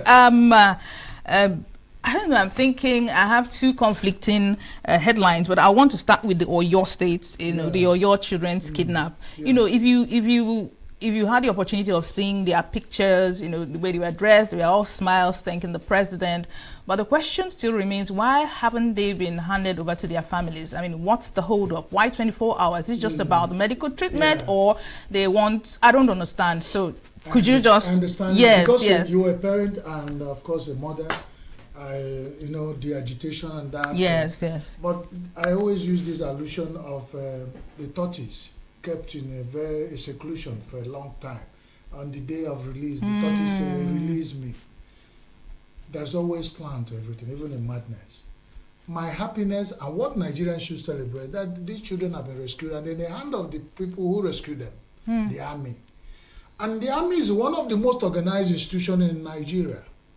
Despite all odds to mess army up by politicians, army still remain organized. And they will want to be organized if they want to be. So if the army who rescued the children said, we want to take some basic steps of making sure when we're handing them over that they are in good spirits psychologically. Within the few days they are thinking they're waiting, it's nothing. 24 hours has passed. So if you are waiting for another 24 hours, in fact it's less than 24 hours. But the thing is, what's happening within those, 48 hours actually, but 24 hours and today. That's what's why, really happening? Are they being debriefed? The army have good medical corps that always want to. They have psychologists. They have medical corps. They have advisors, counselors. But shouldn't their parents at least be allowed to come see them wherever they are? No, this is why when these children were in captivity, were the parents in this hurry to see them? The more reason why. When they give the army just few more hours, then they'll have their children. Let's leave the politics out of it. You know, when the thing started, a lot of people were saying, the one thing we're looking at the bottom of any plate of soup is either meat or fish. The children have been released. Yes. And I asked the person making argument, I said, where are the chibok, the ones that left? How many years have they been? So these ones, he said 56 days or 53 days. Yes, long enough, very traumatic, yeah. But the fact is that, for once, our security apparatuses and agencies have been able to do something that we can hold on very to. True, and raise our trust. Let us leave all, like people will say, let's leave whatever argument now, because it will begin to dilute the whole success and probably bring low morale to the people. When people score results, hail them. True. When they do not score results, you can always criticize or encourage them to achieve results. Our army, and even my pride, is that the commander who led the operation is a son of the soil, a proud man, Igbo guy. And there was a name. I saw a lot of viral video of people praising him. And people are still profiling, going ethnic about Nigeria. The choice is up to them. It's not because I'm an Igbo man. It could have been an outside commander who would take that risk to rescue the children where others couldn't. It takes what you call gallantry to go and succeed where others has failed. So kudos to the army, kudos to the commander, kudos to the government of any part, whichever word you want to put, who have hand in releasing. So when it comes to security and national well-being, a lot of people are saying provide security in the schools, provide this, do this. So let us leave whatever has beaten us in the night to the mosquito. Let's look at new dawn. Let this things not happen again. Because the more children, schools are so soft targets. True. And when they always go to schools, they will mass. And when you want to catch the big chicken, first hold the roost. And the chicken will run coming. So the children have, these kidnappers, bandits, and terrorists have found out that once you kidnap children, everybody will. So now that we have to encourage the security agency, the government, what they've spent in negotiation, in trauma, what it costs us energy, resources, money, should be devoted to securing schools. Yeah. I was part of experience of having an army man guarding my school, a secondary school, those days. I don't know what happened in Nigeria. They started deploying army. The only experience, the only experience I took away from that experience is that our army man doesn't hear English. And it's not an Igbo man, and it was Igbo school. But is it really the job of... with Bulala. When you do anything, you come late, you say Lala. Lala means lie down. Yeah. But is it really part of their job description? I thought they defend the borders and then they go after terrorists. Listen, and all that. You ask, why do the youth corps, they give them legitimate training of army? In America, almost every American youth must have one experience about... Because when the chiefs are down, the army might be overwhelmed. Everybody might be pulled in on that short training to defend the territory. As citizens, you become patriotic. It gives you some element of security to even self-defense. When you know how these people who sacrifice their life work, so you will appreciate it. It won't be bad if every Nigerian young people will have army in their schools doing regimented training them how to do some kind of thing that looks. Because these days, it's like only the army schools, the army owned schools, the navy owned schools, and those people, police owned schools, that their children get to have some of these trainings. Let it go round. Because things have changed. It's no more Nigeria we used to know. So we need to save ourselves from all So very quickly, let's just fix the spotlight on Sheyi Makinde. He has come under so much, criticism since the abduction and now the release. People are saying he played little or no role. How can you have your children kidnapped? You couldn't raise a finger, and you had to get the federal government to come do the rescuing for you. He has been under a lot of Nigeria. That is the skewed policies of Nigeria. None of the state governors is actually the chief security officers. They're just by name. And they just amass the money they give them for security. None of them can command the commissioner of police because it's not state police. Even the new state police law I'm reading behind the scene did not even give the governor's law to command the state police of their state policies. You have Nigerian Police So it's not completely autonomous. They are not. Somebody sends you a police officer orderly in the government house from Abuja. An emergency comes, he said, let me call my Oga. They don't take orders from the governors. So this chief, whatever, there's nothing Makinde could have done. More so, he's in the opposition. He said that because he's declared to be president, then this happened. There's a lot of... But the DSS There's one DSS officer that's called in the visual video I want that explain how the whole process went. He dismissed that angle as purely political. Nigerian politicians are dangerous people, so I don't bring them into what I'm interested is the result we have achieved. And now, but every Nigerian should know, no governor could have done nothing. It can happen. It been happening in Borno. What did they do? It's not Nigerian army and police and the Air Force. It's happening in Kwara. Is it not Nigerian police, Air Force and Army and the group combined team of this? So why should Makinde be expected to raise what? Is it Amoteku that would have gone to do that? Even Amoteku's power is limited. So we know what we are doing. If Nigerians want to give powers to governors and chief security officers they claim to be. So I think all the money they've been giving them as security funds should be directed towards creating state police, funding it, and directing it towards what should. Because Nigeria I wanted us to continue with that conversation, but maybe for another time. Yeah. Now, I wanted to ask, wouldn't it be like the federal government trying to put oversight functions, over policing by not releasing the entire police to, states? A lot of people are against that. They said they should leave because it could be used as, might against, but let's not go there. Let's talk about the same fear. It's the same fear. So let's talk about you still have federal and state. Federal remain the papa, the state remain the children. Yeah. So it's only the way we apply these rules that will help us move forward. Otherwise, Nigeria is not inventing the world. Most of things we do here is this other places perfectly working well. It's Nigerians and their nature not to allow things to work because of selfishness, greed, the political, religious, all these biases has caused us to be where we are, not moving forward.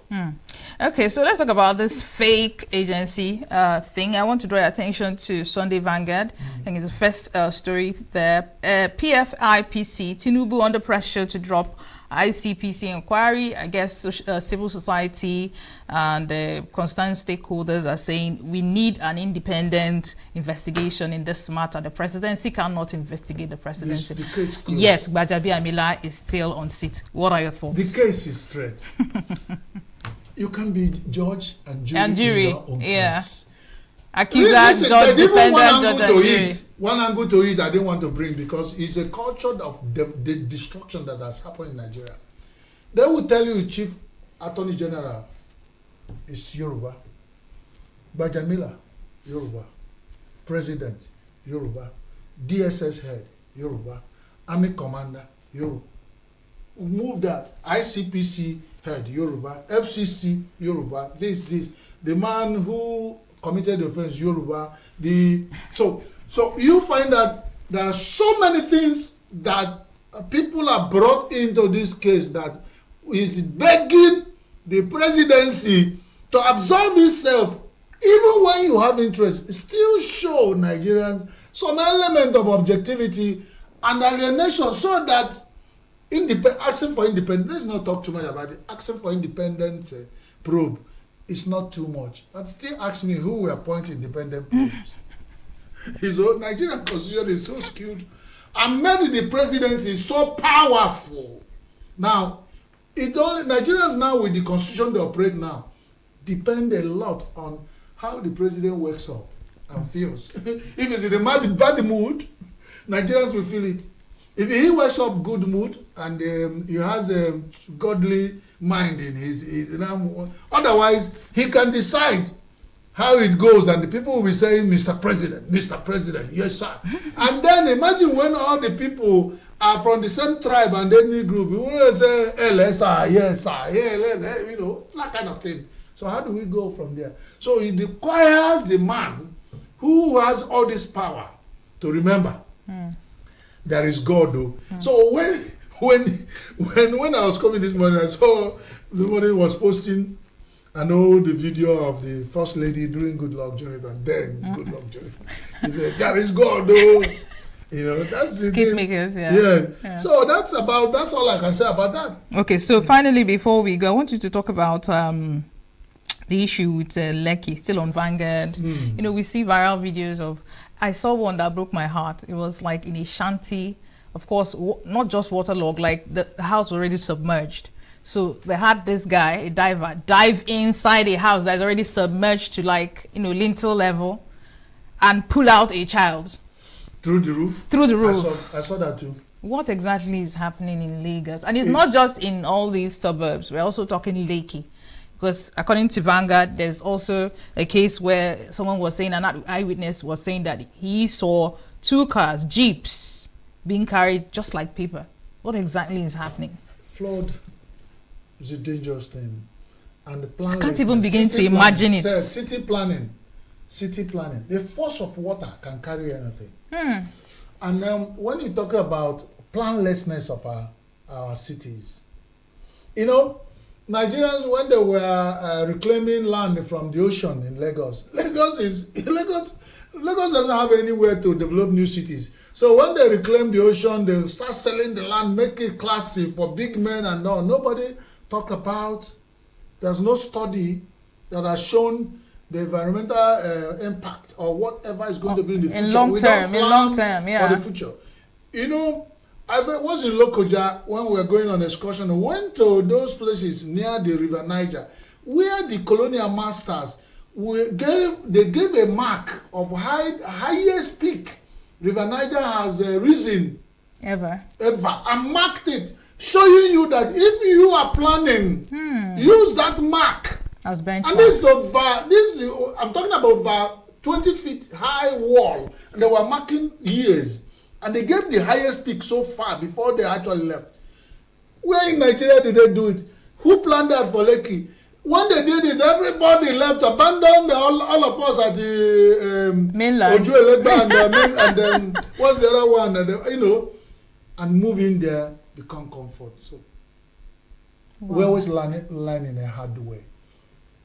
I'm sorry for the loss. I'm sorry because a lot of some lives were from lost here and it's not recorded. But my people always say, "Onu swana and yejineji."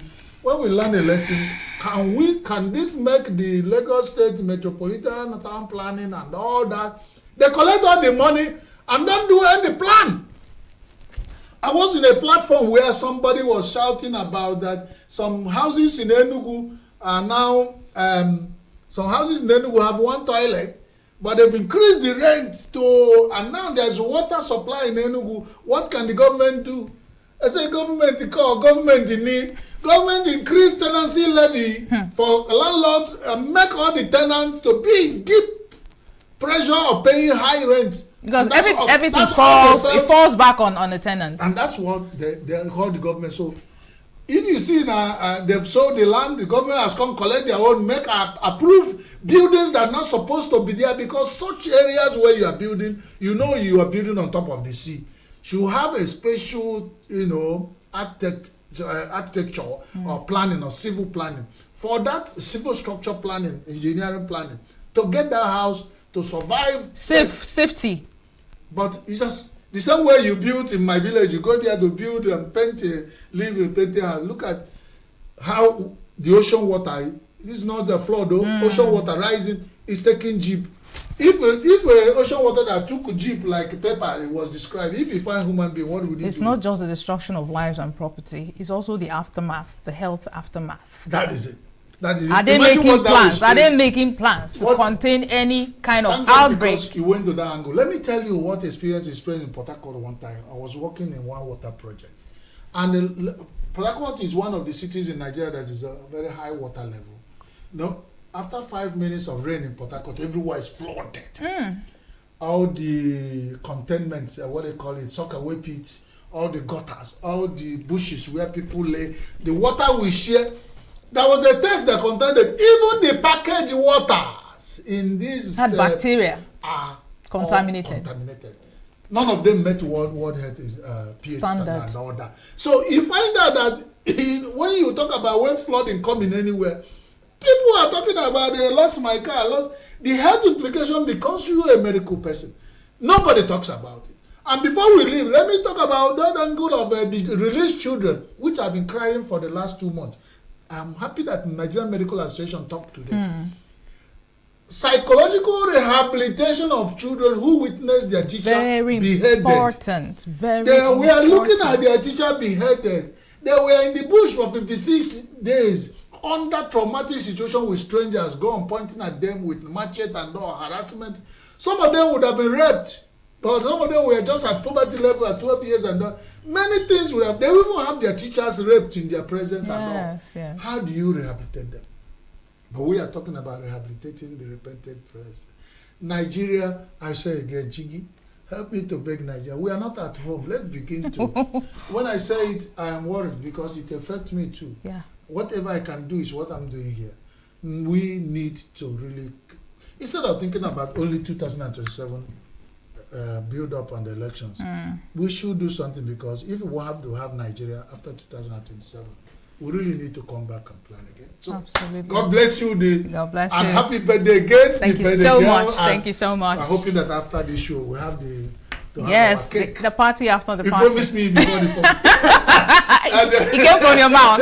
All right, don't go anywhere. So God bless you. God bless me. God bless you. everybody. Remember that God blessings are meant for those who deserve to be blessed. All right, so don't go anywhere.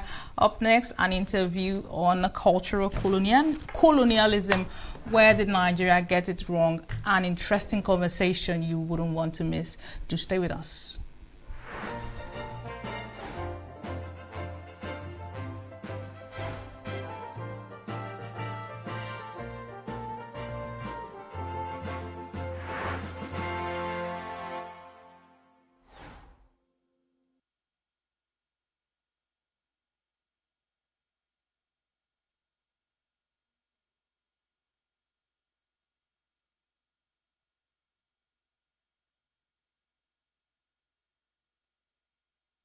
Every second, every minute, every day, news is breaking, events occur, and there are new developments. At Signature TV, we follow these stories objectively, bringing all sides without bias, explaining the complex issues, breaking down the numbers, and investigating the issues behind the news.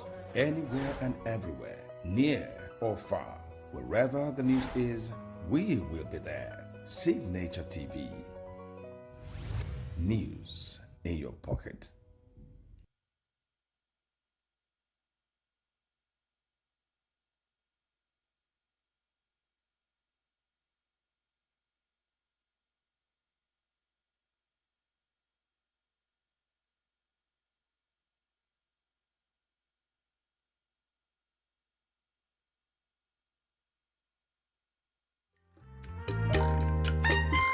The way we see the world shapes the way we change it.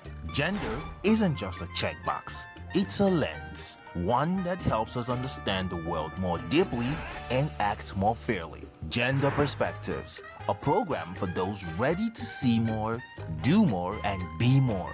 Designed to challenge assumptions, ignite conversations, and build inclusive solutions across every sector of society. We are not, fighting the men. We are not saying we are equal in terms of rights. We're only asking they should recognize our existence. Join us on Gender Perspectives, showing every Saturday by 4 p.m. Repeat every Wednesdays by 5 p.m. and Thursdays by 3 p.m. Change begins with perspective. Let's widen yours.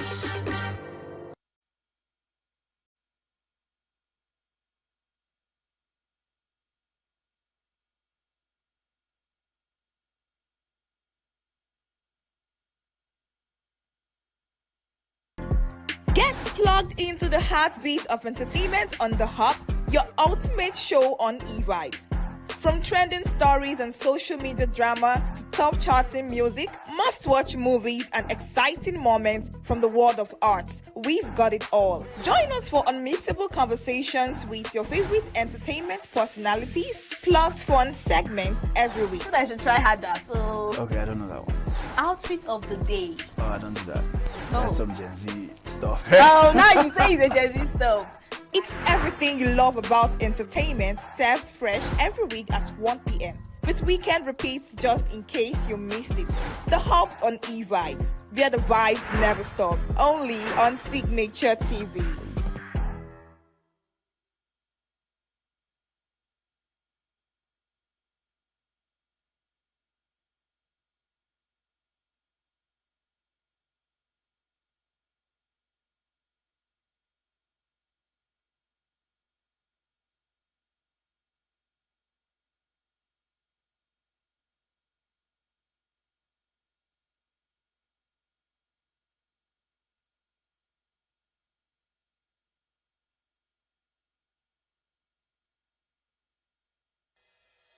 Health is more than a diagnosis. It's your lifestyle, your choices, and your future. Join us on Inside Health, your weekly deep dive into the stories, science, and solutions shaping your well-being. From expert interviews to real-life journeys of healing and hope, we cover it all. One of the complications of cancer management or treatment is they have some of them at one point in time, you see them having anemia. Okay, so you see them at times being transfused. But at the same time, you come in with a diet. Nutrition, mental health, innovations in medicine, fitness, and everyday wellness. Whether you're managing a condition, staying informed, or just living your best life, Inside Health is your trusted guide. I'm Chigichi Agorom, and I'll be with you every week on Inside Health, only on Signature TV.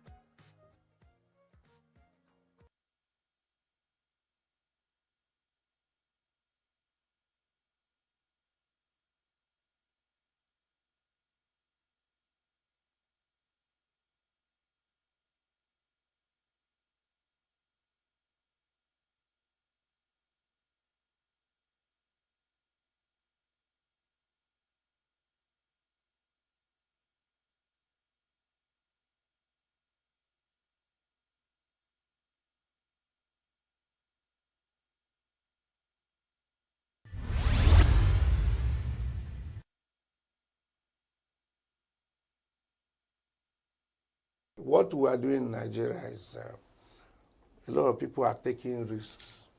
And in business, yes, they say, don't fear, take risks so that you grow. But you don't see the risks there and you jump into it. Say you have been told to take risks. It's when it is unimaginable. You don't imagine it. You don't foresee it. But these days, I pity people who are doing any type of business in Nigeria. Is it, if you rely on energy, I think in one of the stations I was privileged to appear, one of the broadcast media, I was, the MD was, we were discussing informally. He was telling me, he said, Louis, to run this business is no longer for. What is he spends on diesel alone on weekly basis? On weekly basis, can pay his staff, all of them. So imagine that kind of, what kind of business are you running? Are you running a charity home? Apart from the issue of technology, energy, that government agents, you see somebody, a woman who is selling mango, fruits. They will come, you see another person standing, a man. Once it is 10, Madam will take go. That's Madam, bring money. What for? Some of them are agents of government. Some of them are friends of government, touts, used in the election.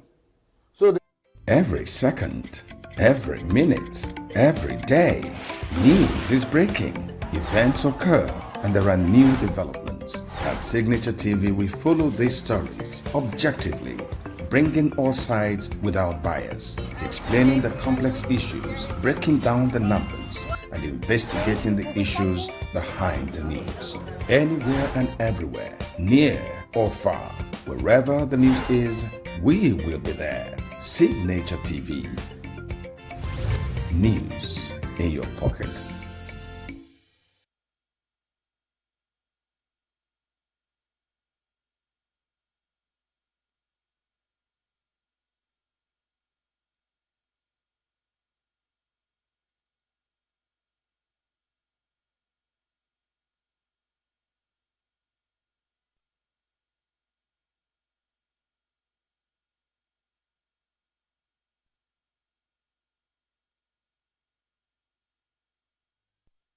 Thanks for staying with us. Well, we understand that many African countries actually got their independence decades ago. But the question still remains, how much of our identity is still African? Why are we so much dependent on the West based on culture, whether it be education, our idea of success, fashion, language? So this morning we are being joined by Professor Abodike. He's going to be discussing cultural colonialism. What is it? Why have we tallied for so long on this particular problem, and what is the way forward? Good morning, Professor Abodike. Trust you can hear us clearly. Yeah, good morning. All right. Let me start with 85 Berlin Conference. Let me tell you, up to now, no African nation, remember the word nation, there's no country in Africa. Nation means property, something organized for business exploitation. No African country is independent. The whole thing is a game. We don't have true identity. When we become independent, then means that we will be responsible for whatever solid mineral or liquid mineral we have in our nations. But if you look at it, we are not. These things are being controlled by terrorists. They have never stopped terrorizing us. So there's nothing like independence. There's nothing like end of slavery. What they did is modernize the slavery into my slavery. What they did. Okay. And what is slavery? Where you don't allow people to control their destiny. All right, Prof, you said something very important. I want you to speak more on it and make it clearer. Because I did start my introduction by saying that most African countries obtained their political independence, but it seems as though you disagree. And you're saying no African country is truly independent. What you mean to say is that no African country is truly politically independent. Is that what you're saying? That's what I'm saying. We don't have an identity.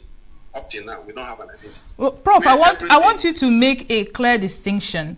Are we talking political identity now, or we're talking cultural, identity? All identities, all. We don't have, when I use the word, we don't have an identity. Politically, we don't have an identity. Culturally, we don't have an identity. Everything we have today is colonial education, which means remembrance. It then means we're only going to remember, we're only going to be made, for example, as an accountant. And if there is no job for accountancy, you become redundant. So what we're doing is fire carrying system, where you come at the end, there will be joblessness at the end, there will be retirement. Instead of our system of education that started 250,000 years ago. I mean, the African that built the first pyramid, the African that built the first university, tertiary institutions, they should have allowed us to continue. Rather, they destroyed those things and gave us their own kind of slavery education system and slavery culture. Because our culture is translated from the colonial alphabets. Remember what I said, our culture and tradition are all translated from colonialism. They're not translated from the East natural source. And if any people do not work with their original culture and tradition, those people are still in slavery. Just look at it. If you are your name now, you are going to spell it in English alphabet. If I have somebody in French, going to spell in French alphabet, it then means you have identity. But you have a system of writing. We had, all Africans have a system of writing. It's called different name. For example, the Igbo people call their own. In CBD, yes. Hausa call it Leli. Those call it Inki. Calabar call it Iwu. Ghana call it Adinkra. It has them all over. Those are the systems of education we had. And our education does not necessarily mean school of specialization. Yes, yes. The human brain takes 2.5 million gigabytes. The human brain. So that means it can accommodate everything in one thing. And the human body itself is programmed with 93 trillion cells. And the human body itself actually is the universe itself. If you look at the body, the universe is in your body. The whole thing on this earth is inside your body. The educational system of colonial does not allow the slave, let me ask you a question. If you're a colonial master, can you give your slave weapon enough to defend and protect himself against you? You can't. So what weapon did they give up? 1, their own system of education. 2, religion. 3, politics. And if you look at politics in this sense, the meaning of politics is to impoverish the people, make you rich, and allow those people to be stooges for you. So where are the politicians packing their money? Where? Is it not overseas? And if the politicians are thieves, those who are keeping their money are conniving with them. They are accomplices. So why are we not talking about the two thieves? Why are we always talking about the politicians carrying money abroad? Those people who are backing that money abroad, don't they know that those monies were stolen? They know. So what are we talking about? Look at it from this angle. There is no nation in Africa. Don't call it country again, because we don't have a country in Africa. There is no nation in Africa that is independent. We are wholly indirectly dependent on the Caucasians. We are wholly indirect. Let me give an example. Europe does not have gold in their soil. They don't. But they have the highest gold reserve on earth. So where did they get those gold from? It's from gold money came about. So where did they get the gold from? They stole it from where? From Africa. And while they're stealing it, what do? They use some African elites, make them rich, and then use terrorism. That's why we're having security all over Africa. Just go and look African country. I think there are 54. Any African country that does not have solid gold mineral or liquid mineral, they will not have insecurity. But any African where there is solid and liquid minerals, there must be insecurity. The reason is that because of this insecurity, they can mine them freely and continue to steal. A son of a thief, a son of a thief must have. Prof, if I may come in there, it seems as though this particular submission still resides in the realm of speculation. Is there any hard evidence to show that really these things are just smoke screens so that they can be illegal mining by the West, in Nigeria and in other African countries? Are there any hard evidence available? The hard evidence you have today is any African nation that has solid mineral, there will be insecurity there. But any African nation that has no solid mineral or liquid mineral, there will be no security. So if you look at it in terms of juxtaposition, if you look at it from that angle, you find out what is causing the insecurity. And again, look at the gold mineral, look at the uranium, look at the plutonium, look at the earth minerals and the rest of them that are available. Where are they being packed? Look at coltan, for example, which you get from Congo Democratic. Now, without coltan, there will be no laptop, there will be no hand phone and the rest of them. What happened to Patrice Lumumba? Patrice Lumumba was killed because he wanted an independent Congo Democratic. They had to kill him. Look at Kamas. Look at what's the man of Libya? Gaddafi of Libya. Gaddafi. Why was he killed? He wanted to unite, get a currency that is strictly African. Borrow money, and then they have to get rid of him. Look at all the people that have ever been killed in Africa. Those are the people who are actually our saviors. And immediately these people rise with that instant. Look at the one of, what's the name of this? Ouagadougou. That is the one where you have Torah now. What is his name again? How he got massacred. This is why are they killing our saviors? If there is nothing behind it, let's take these things I've said now as proofs. that they for this. A chief will not tell you why he's coming to see or when he's coming to see in your house. And that is also important. Okay, so for us to... Yeah, go ahead, sir. Go ahead. Okay, so let's x-ray two particular aspects of colonialism, democracy, that's politics and religion.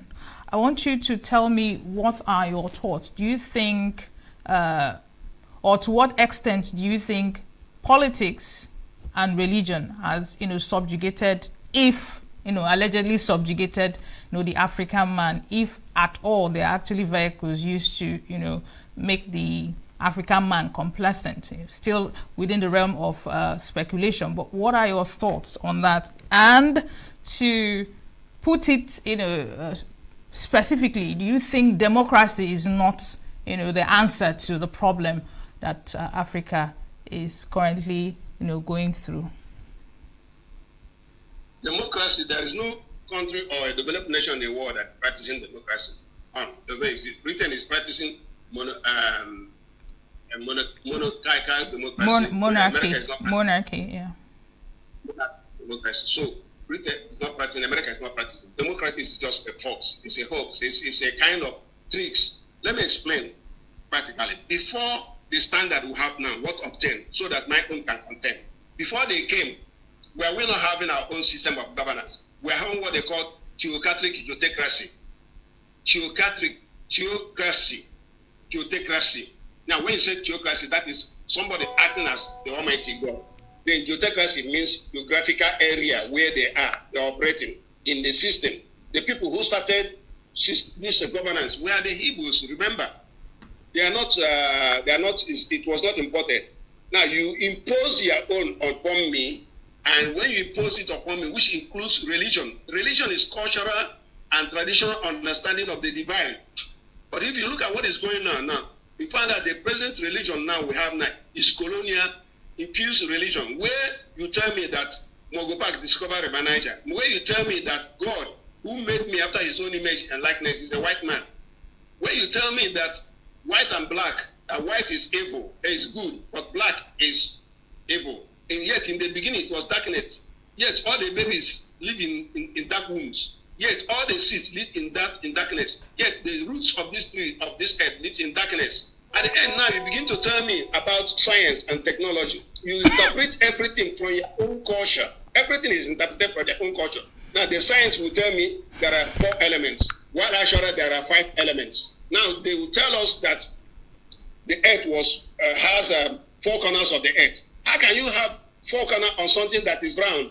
And already, you tell me, where did you start from the 4 corners? Then you tell me there is Middle East, when there is no Middle West, North, Middle South. Then you tell me there is South, South, when there is no East, West, and North, North. At the end, you find out the whole thing is a game. It's scamming. They're scamming us. Without the black man, let me use the word black. Without the black man, the white man will perish in poverty, because it was we that educated the Greeks. The Greeks were the first people to be educated. And after they lost it, then the Moors came and educated them again. And at the end, after we have built Rome, they did a coup d'etat and they overthrew us. So actually, slavery started in Rome. After they were overthrown. The most important thing is that we're not telling our people history written by us. The history, which means his own story, was written by them. But one thing about the absolutism of history, that is the stance of history. History, his own story. What about her own story, my own story, your own story, and our own story? And if these are not incorporated, how can history become absolute when it was written by somebody who conquered you? If the history was written by somebody who conquered you, how can you know that the person will be honest and sincere? The history you have today told us lies that Mogopa discovered River Niger. They told us lies that black is evil. Black has 10 million colors. White has 300,000 colors. And color is light and power. So which one is stronger? Then they told us a lot of things, which includes that there are 4 elements. There are 5 elements. Remember, you have 5 fingers, 5 toes, 1 hand, 2 hands, 2 legs, and the head, making 5. So what would be the 5th sense? What's the 5th sense? The 5th element. Let me explain them one by one. The first element they told is the land, which is female. Female. The water, which is male, because water is bigger. 70% of the world is water. The male is bigger. then the air, which is a woman, then the light, thunder, which is a man. Now, what about the one that controls all of them? Which is the human spirit that controls all of them. That's why you can link to others. Then that's why you have Ezenwa, that the index finger. Without the index finger, the other fingers are useless. That is it. So, all the man controlling the 4 elements, the other one is, and that's what our culture and tradition is teaching. And that's what they are afraid of. They are afraid of we organizing that man should control other 4 elements, which we have the capacity to.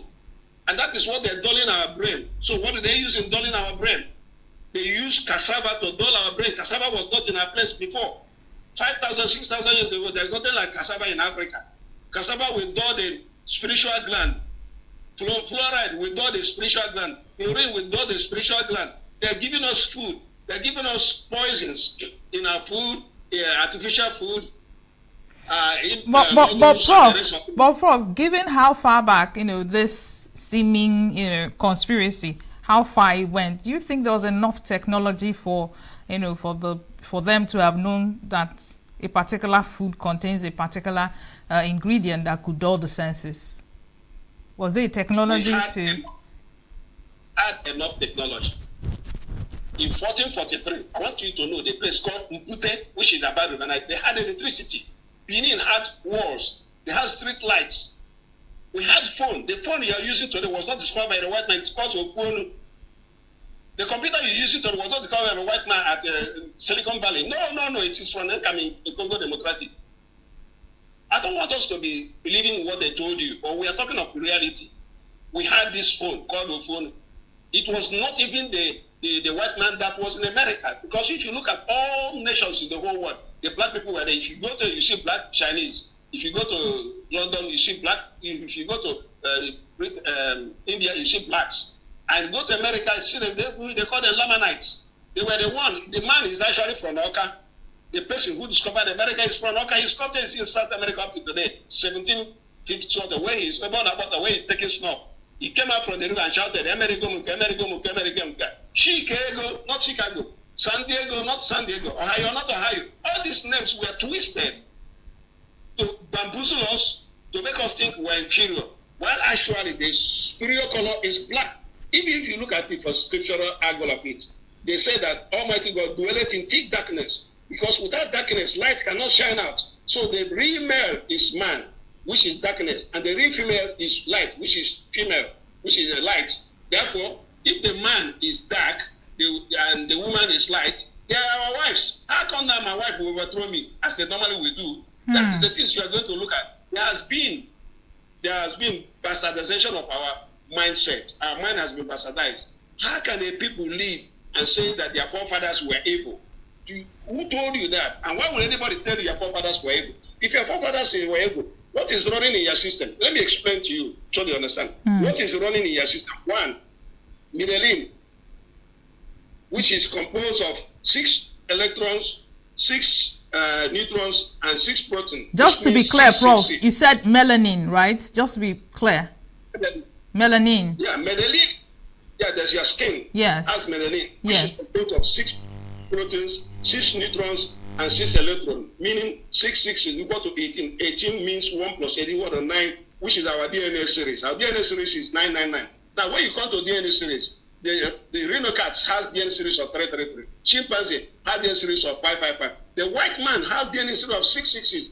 You have DNA series of 999. The higher your DNA series, the more intelligent. Then you have another thing in your brain called adrenochrome, which is immortal blood that remains in your brain. I'm telling you what is in you that is not in the white man. Then you have another one called M168 marker. They don't have it. Then you have other things in your body, like, for example, when the sun hits the melanin, it produces what they call cholecalciferol. Cholecalciferol. Yeah, cholecalciferol. Now, when that happens, it goes to the liver, and the liver will produce what they call calciferol. Calciferol is mistakenly called vitamin D. It is this calciferol that is all over the body. They make the whole body function, the whole body to function. Like the organs in the body cannot function without calciferol. So if Almighty God is answering a vitamin, it should be called calciferol. But yet, the one that wrote and said it's vitamin D. No, it's not true. These are in your body. All these things I mentioned in your body, they don't have it. The white man does not have it. And if we are to use the Bible very carefully, if I let me assume scriptures are listening to me. Isaiah chapter 19, verse 25 said that the blacks are his own people. Why the white called Ashur? Ashur means from where you get Assyrian. Ashur means white skin. The work of his hands. And the Israelis was inherited from another God. The present Israeli, not the original Israel that left in 1926. All Israelis are black. Now, if you look at it, what name are we answering? We answer name according to our father's name. Chukudi, Chukwumreta, and all that. So that's how the names were answered. We're answering our father's name. If the Bible you are reading said so, that the white man was created, not made, when you create something, it doesn't have soul. When you create something, it doesn't have soul, like the phone, like the house, like the car, like they don't have soul. Now, if the white man was created and the black man was made after his own image and likeness, how come you are not reversing it and they are not teaching you religion? I ask this question. Can your enemy give you weapon enough to defend and fight you? If the answer is no, how come that they gave you religion? How come they gave you political party? How come they gave you education? And what is the meaning of education? When you are colonial educated illiterate, because you don't know how to read your mother's language. If you don't know how to read and write, look at it. The brain cells, the human brain cell, has the capacity of 2.5 million petabytes, which is 2,500,500 gigabytes. That means your brain has the capacity to accommodate everything in this universe. And when you talk of the universe is made of universes. There are 564 sexillion universes, 564 sexillion universes in one colossal. And this earth has male and female. There are 700,000 earths. Male and female will give you 1.4 million earths. Earths, not that I'm talking of earth, not the universe, not the other planets the scientists do not know about. How did we come to know all this? We knew them through CBD. CBD has 10,000 symbols. Yes. But, Prof. Sorry to cut your flow of thoughts. But you're going so fast and you forget that we are trying to catch up with you with all the insights you're dropping. But I want you to double down on in CBD. Why are we not, as a people, at least the Igbo nation, why are we not canvassing or advocating that in CBD be brought back into the curriculum? Because if we can start to get, because from all you are saying, it seems as though we have been brainwashed, for centuries. But can we start reversing it through education as we have it through, primary curriculum, infusing that in CBD into the primary education? Because it's just so much one man can do, and it's just so much one interview can do. But what are the practical steps, low-hanging fruits, that we as Igbos, we can start advocating to see how we can begin to reverse this brainwash, as you rightly, submitted? What we need is software to create the CBD. Just understand, English alphabet has 26 symbols. Chinese has 3,000. But in CBD has 10,000 symbols. I've compiled them. They are with me. What I need now is software engineers so that we can read and write in our ancient and our forefathers' languages and cultures so that we can understand that. Listen, in CBD has some mysteries. Let me explain one thing about mystery. If you are writing now, you're a woman and you are writing, how are you going? I am coming. How can anybody who reads it understand that the writer is a woman? But if you use in CBD, any person who writes, ensure that that person is a man or a woman. Can you see how advanced it is? In CBD can be used to control the 4 elements. You can use it to control weather. You can use it to control anything because you have 52 sensors in your body. 52 sensors in your body. In CBD is linked to what you have. If you are using a CBD, you don't need phone. You don't need laptop. You don't need anything because it is part of you. So if we are to get the CBD done, I have written books on it. One of them is even co-published by the United Nations. I have them. It's called Symbolism. The Asian Speaks. Sorry, I have so many books. No problem. Go ahead, sir. Go ahead, Prof.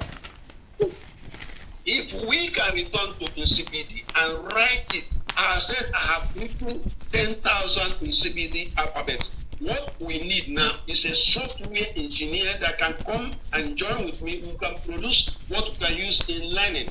Remember, before time, we had tertiary institutions. They were not called tertiary institutions. They were not called universities. They were called mystery schools. Go and Google whatever I have said.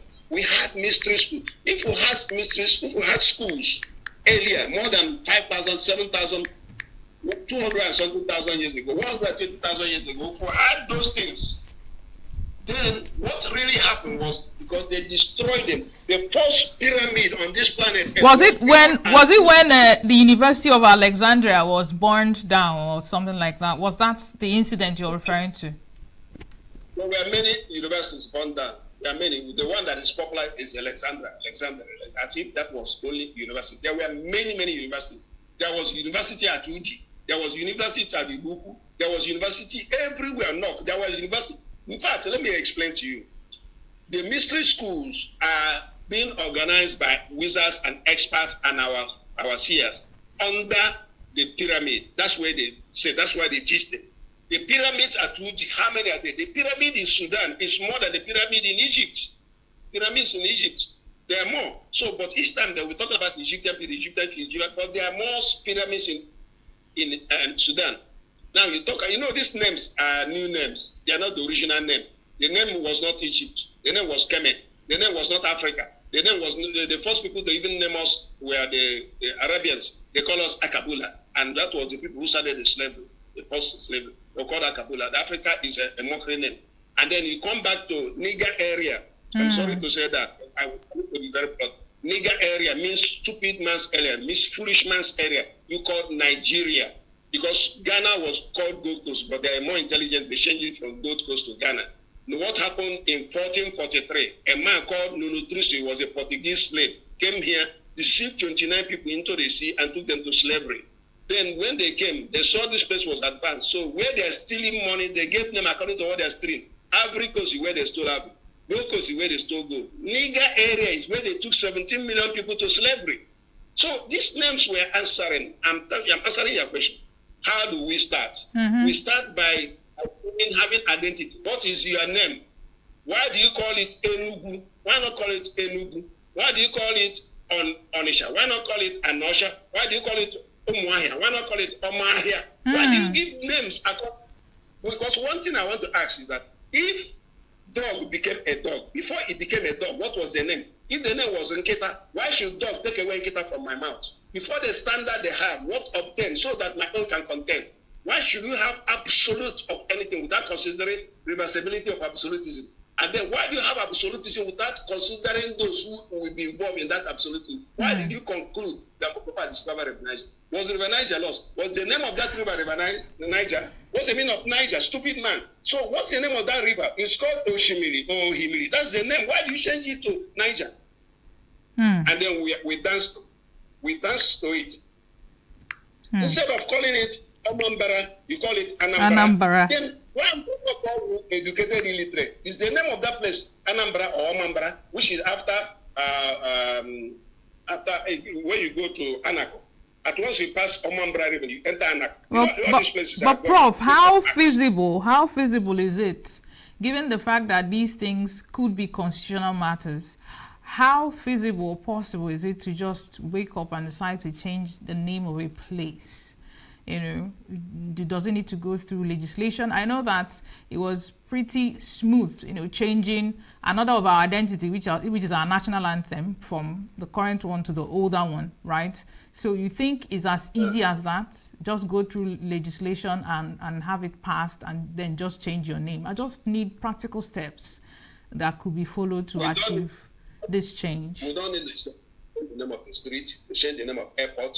Our leaders come together and say, this is the name. That's the name. Before the standard, what obtain so that my own can contain? Who started it? Did it need legislation to give it River Niger? Did it need any to call it Anambra? It didn't need it. The person who started it did not need all those things. So why do I give birth to a child, a boy and a girl? Don't I have the right to give the name or even change it the day I like? Do I need to go through legislation? what we need to do, our leader will say, this river is not called Anambra, this river is called Omambra. But it needs a level of consensus to have it changed. How do we acquire that? How do we get that? How do we get the stakeholders on the table and then have that consensus? Now, that is where unity in purpose stands. That's where people agree together as whatever they want to do. The most important thing is to disseminate information. People don't know that they don't know, and they don't want to know that they don't know. Now, disseminate the information, then it goes on them after you have been taught that this is wrong, and you know it is wrong. You cannot continue to live in wrong. And when you know this, then you say, okay, I am going to change. I am no longer Okeja. I am no longer Okeja, for example. I am no longer Ihiala. I am no longer this. The name is Oka Ije. The name is Ihiala. The name is Enugu, not Enugu. The name is Oka, Ebana Toka, not Oka. You have to take that decision because you know that this is real. Somebody came from nowhere and started giving name to your community, and you are telling me you have freedom. You are telling me you are not a slave. You are telling me you have identity. When your identity was given to you by a foreigner, is it not time for all? How did he take Ghana from Gold Coast to Ghana? What did it cost them? It didn't cost them anything. The leader, the president said, we are no longer going to answer Kwame Nkrumah and the rest of we're not going to answer Gold Coast any longer because it's a mockery name of where they stole gold. We're going to answer Ghana, our original name. Why not? It takes only dissemination of information. Then people having knowledge, they gather, they say, okay, we are going to change this. Change it from Umuahia to Omahia. Because Umuahia has no meaning in their language. Amahia, yes. A market, yes. Now, so those things you know that has no meaning. Just as I'm giving to you, I am from Ihe Mbosi, but Ihe is the name. Mbos is what we put in our mouth to fight. Abosi, Ihe, Abosi, not Ihe Mbosi. Look at the things have been twisted. They're twisting our tongues. So to what extent, Prof, do you think that we'll get the needed change that we are craving for if we decide to, if Ndibo decides to change these names? What will we get differently? What will happen? What are the outcomes that we expect to see once these names are changed? You become self-belonging. You begin to know the meaning of your name. You begin to have an identity. You begin to know the meaning of things you are. For example, let me give you an example. Ege Oria Afo Onko is a lie. It's a planted lie. What you have, the Uku, Okenta, Afuku, Afonta, Koliku, Kolionta, on the 8th day, circumcision is done. Now you begin to know that circumcision was traditional. That is, I'm giving this as an example. Yes. But if you go to the Ege Oria Afo Onko, that's madness. There's no singular thing in nation. Nation has duality. Male and female, black and white. Wow. Which gives you 8 days, which is our so-called week. And it is on that day, everybody, you can circumcise a male or female child if you want to circumcise a female. Now, we know this in existence, and we have our calendar. In our own calendar, we are seeing in 2015. But today, we are using Gregorian calendar, which is inherited from Roman demons.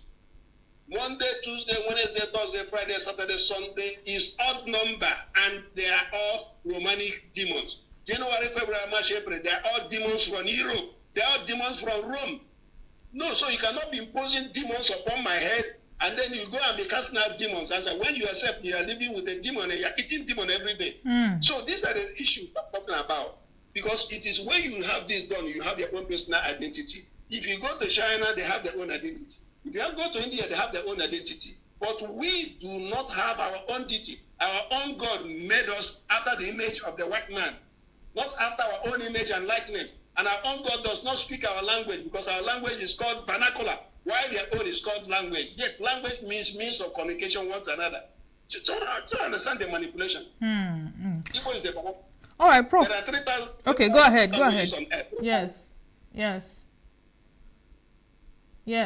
are 3,000 languages on earth. So why come my own is vernacular, your own is language?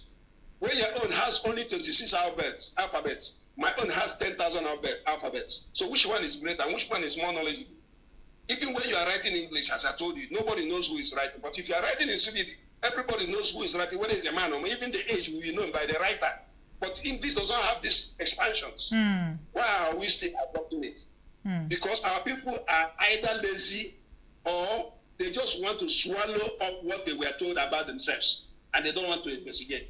How can you tell a man at our own level of intellectual consciousness that your forefathers were all evils and you agree that we are all pagans? You agree. Let's explain paganism. I want to explain. Just take me some time. All right. In religion, in Christianity, let's take the Catholic. They use chaplets, they use cross, they use water, they use oil, they use cross. I've said cross. Then in Islam, they use tesipian, they use moon and cross, moon and star, they use water, they use all these uses are 7. Then when you come to Menana Ordinana, which has been Pentecostalized, they have Pentecostalized it. It's not Pentecostal Omenan. Omenan use Unzu, Edo, or Greece, or Four, or at the end, or Kuko, what they kill. The whole thing, we are from this planet Earth. You cannot find the maker of this phone or television inside the television. You cannot find the maker of the phone inside the phone. What we want to educate them is that the maker is inside you and you are really you. That is what we should educate them. And when you get this knowledge now, you will no longer be going for night vision. You will no longer be praying for demons to get away from your side, because you will no longer be praying for darkness as evil. You will no longer be casting out demons, because the real demon is lack of knowledge. That's the real demon. So you will no longer be saying that brother, your sister is a demon, that way is the one making you not to progress. All those things are not real, because you begin to see that you are the universe and the universe is you. But by the time you begin to use tangible matter, which you get from the earth, to be able to reach to the Almighty, you will start having problem among yourself. Because we're talking of tangibility and intangibility. The Almighty can only be used intangible matter to reach Him. The 52 sensors in your body, the pineal gland, the calciferol, the things that you have in your DNA series, you use it to link the earth, to link the universes, to be able to communicate to anybody anywhere with that. It's not called a quickly. That means I can go anywhere without a car or vehicle. Was this what Jesus meant when He said that the kingdom is in you? People look to the heavens, they look to the earth, but then the kingdom is in you. Is that exactly what He was saying? That's been misconstrued?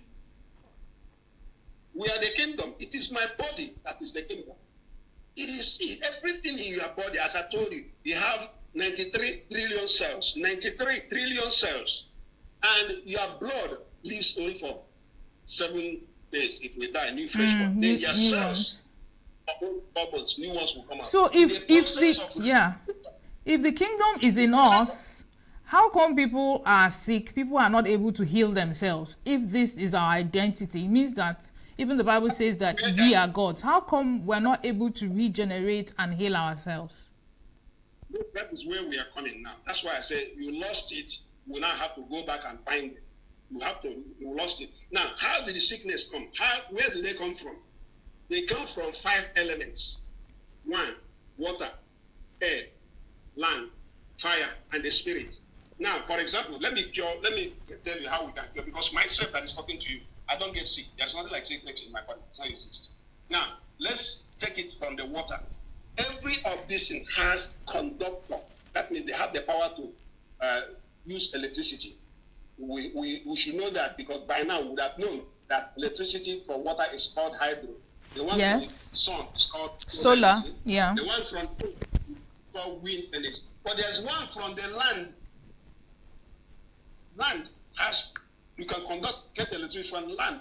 Then there's another one from the air, from the human spirit, which are using in Congo Democratic.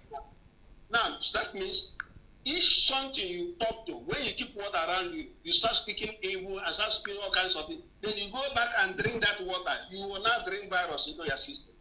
You don't understand. And you start to walk, and you are very angry with trees and the rest of them. The trees will produce viruses. You are going to eat them. Now we have to educate the people where and how does sickness enter the body. They enter the body through 5 elements. But we do not know this. But in CBD we teach you what I'm saying, because I read in CBD. And that's why, as I'm talking, I don't want water around me because unless I'm saying good things, because it will enter that water and I'll drink it, it goes into my body and become virus. Wow. The same thing if I have air around me, everything around me must be cleansed from my own word. The power is the word you speak. You cannot, after fighting, you go and drink, after fighting with your wife or your children, you go and drink the water in the house. Unless you cook that water, you cannot use it to bath because you are going to bath virus into the system. How come that I do not get sick? I had headache last 1974. What? The last time I had headache. How come I don't? It's because I understood the CBD laws of health. There is no sickness in this world that is not curable. It does not exist. What they had is pharmacure. Pharmacy, pharmacia means witchcraft and sorcery. That's the meaning of pharmaceutical industry. I can challenge them anywhere, any place they have, that no pharmaceutical industry can cure any sickness. You do not need knife surgery to remove appendix. You do not need surgery for brain tumor and the rest of it. You do not need to open the body. So the most important thing, these things that heal us come from biolites. I hope you know what I mean. Biolite is odor. Produced by trees or plants and the rest of them. Yes. So when they take it and entrap it in a shop, it is called capsule. But when they take it and trap it in liquid, it's called syrup. What do they call it? Syrup. Yeah, syrups. What is inside there is encapsulated biolite. So what they now do is to go and produce artificial biolite. But the body, human body, is made of organic matter. So when you start eating inorganic, the body has no control over it. Do you now understand what I'm saying? For example, if you get drunk because the alcohol is inorganic. But if it is from nature, you stool. If you eat anything in nature, the body will stool it out as stooling. Oh, you understand it? Yes. But if it is natural, the body has the power to recycle. Nature does not grow old, and nature does not produce anything, any waste. Rather, it will recycle it. Then I ask you this question. Yes. Adrenochrome is at the center of your control. That adrenochrome means immortal blood.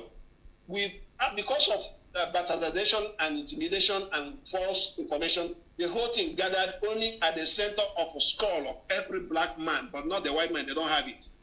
In other words, we are the only gene capable of becoming immortal. What do you do now? Adrenochrome. Yes. I can always give one. Is immortal blood found at the center of skull of every black person. The thing gathered there, but it didn't leave the body. So why did it gather there? It gathered there because of false information, because of false life, because of false identity, because of evil we are doing against ourselves. So but the white man does not have it in his brain. How come he doesn't have immortal blood in his system? These are the questions you are going to ask them. Now, if that adrenochrome can be spread all over your body, your blood will no longer be red. Your blood will become green. Then you will live immortal, just like nature does not die. That's a very simple. How do we unlock this realm? How can we unlock it? We need to know what we lost. We need to have our identity. We need to know it is not an Igbo thing. All over Africa. It's a principle, it's a law. Yeah, the principle you follow. If you add hydrogen plus oxygen, water must come out. You don't need to pray. Whatever you do, remember, there is consequence or what they call law of karma. Yes. Whatever you plant, you must reap that. Now, if we understand that law, as I told you, if we understand our lost culture, our lost system of writing, we will become now implicated. But for now, all of us, including me, I am an colonial educated illiterate. The reason is that I do not know how to read and write. I want you to understand what I'm saying. Yes. A doctor in Europe is a native of Europe, but it's called doctor. But the one in here is called native doctor. The one in Europe is called native of Europe. Why is it not called native there? How come that these things, we don't catch it? Everything we are doing has derogative name. Black is evil. In the beginning, it was darkness. The babies in the womb are darkness. The truth is in darkness. Everything is in darkness. Without darkness, you have no. In fact, the darker your room where you sleep, the longer you live. Do you know darkness gives life? If you sleep on light, you won't live long. Yes, So yes. that is Neurologists actually insist that people who have brain issues sleep in the dark. They believe there's a particular stimulation it gives them and helps the brain to recover. So it's proven. For example, it's called tamarite. Tamarite. Tamarite. Tamarite is called chereku. Yeah. Chereku can make your brain, even somebody who is having some brain damage, chereku can reorganize it. Okay, where else can you find chereku on this planet Earth? How come these things are here? Do you know what can prolong your life is oha, okwa, ogrisi? How come that these things are here? If you drink them raw. Do you know cancer is the simplest thing to be cured? Do you know high blood pressure is the simplest thing to be cured? Do you know diabetes is the simplest thing to be cured? Because some of them are hereditary, some of them are because of lifestyle you lead. But always understand what I'm explaining. That every sickness comes from either of the 5 elements. Then you now, if you master the elements, because you're supposed to be a master, not element mastering you. You're supposed to be in charge. You're supposed to control all circumstances. Circumstances are not supposed to control it because you are God. If you are God, understand what I'm saying. You're not the Almighty God. We're not using English. Psalm 82 verse 6 say, ye are gods. If you are a God, then you cannot be godded by other gods. No, you cannot be controlled. Your mind cannot be controlled by other gods. What is going on the earth is mind control. Mind control. All right. That's all. You can understand that better. All right. I wish we could continue with this conversation, Prof, because as you were speaking, my mind went to a particular phenomenon, the pentagram. And it's seen as a symbol of cultism and occultism and things like that. But as you mentioned, the land, the sea, the air, and then at the top, the spirits, it just painted a clear picture of the pentagram. But this has to be a conversation for another day. So thank you so much for your insights. We will have you come back and talk more on this particular topic because I believe there are many lives that will be saved listening to you. Thank you so much. I appreciate it. Have a nice day. You too. All right, don't go anywhere. New Day continues right after this timeout. Do stay with us. Every second, every minute, every day, news is breaking. Events occur and there are new developments. At Signature TV, we follow these stories objectively, bringing all sides without bias, explaining the complex issues, breaking down the numbers, and investigating the issues behind the news. Anywhere and everywhere, near or far, wherever the news is, we will be there. Signature TV. News in your pocket.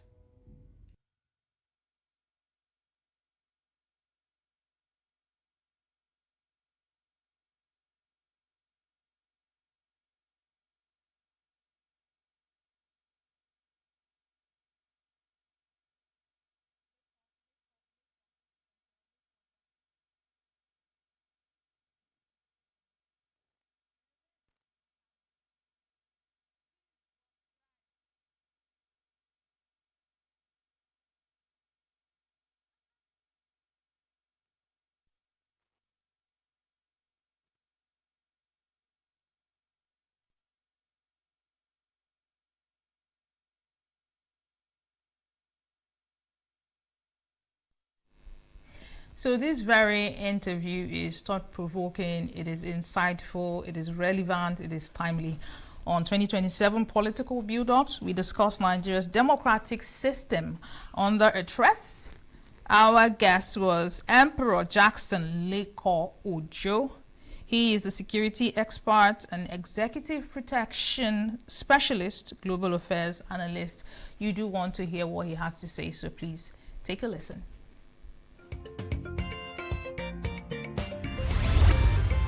Signature TV.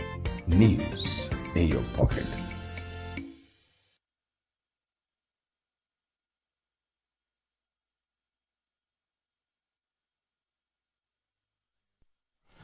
Welcome back to Newspaper Review. Welcome back to New Day.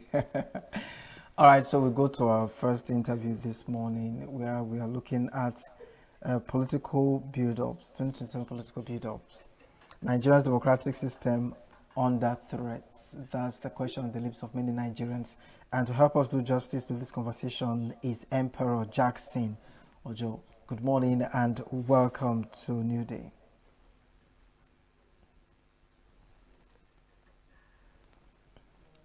Can you hear me? I can hear you. Okay. All right. So, looking at the general election coming up 2027, would you say that the democracy is under threat, or is it a normal politics as usual? Thank you for having me once again. Are you hearing me now? Yes, I can hear you, please. Thank you. Yeah, yes. To me, the way everything is, with the look of things now, I don't see any serious preparatory movement towards a free, fair, and transparent election. And if we are expecting to have election in the next few months, and some other political parties are there in the court trying to see if they are registrable, they are not registrable, then what are we talking about? I think as of today, it's only one political party that is very peaceful and at rest. So that is it. Okay. But the thoughts of many Nigerians, regarding the recent interview that Peter Obi had with a journalist, where he said that it's not just about him campaigning or going for the elections 2027. He's also scared for his life and other opposition figures.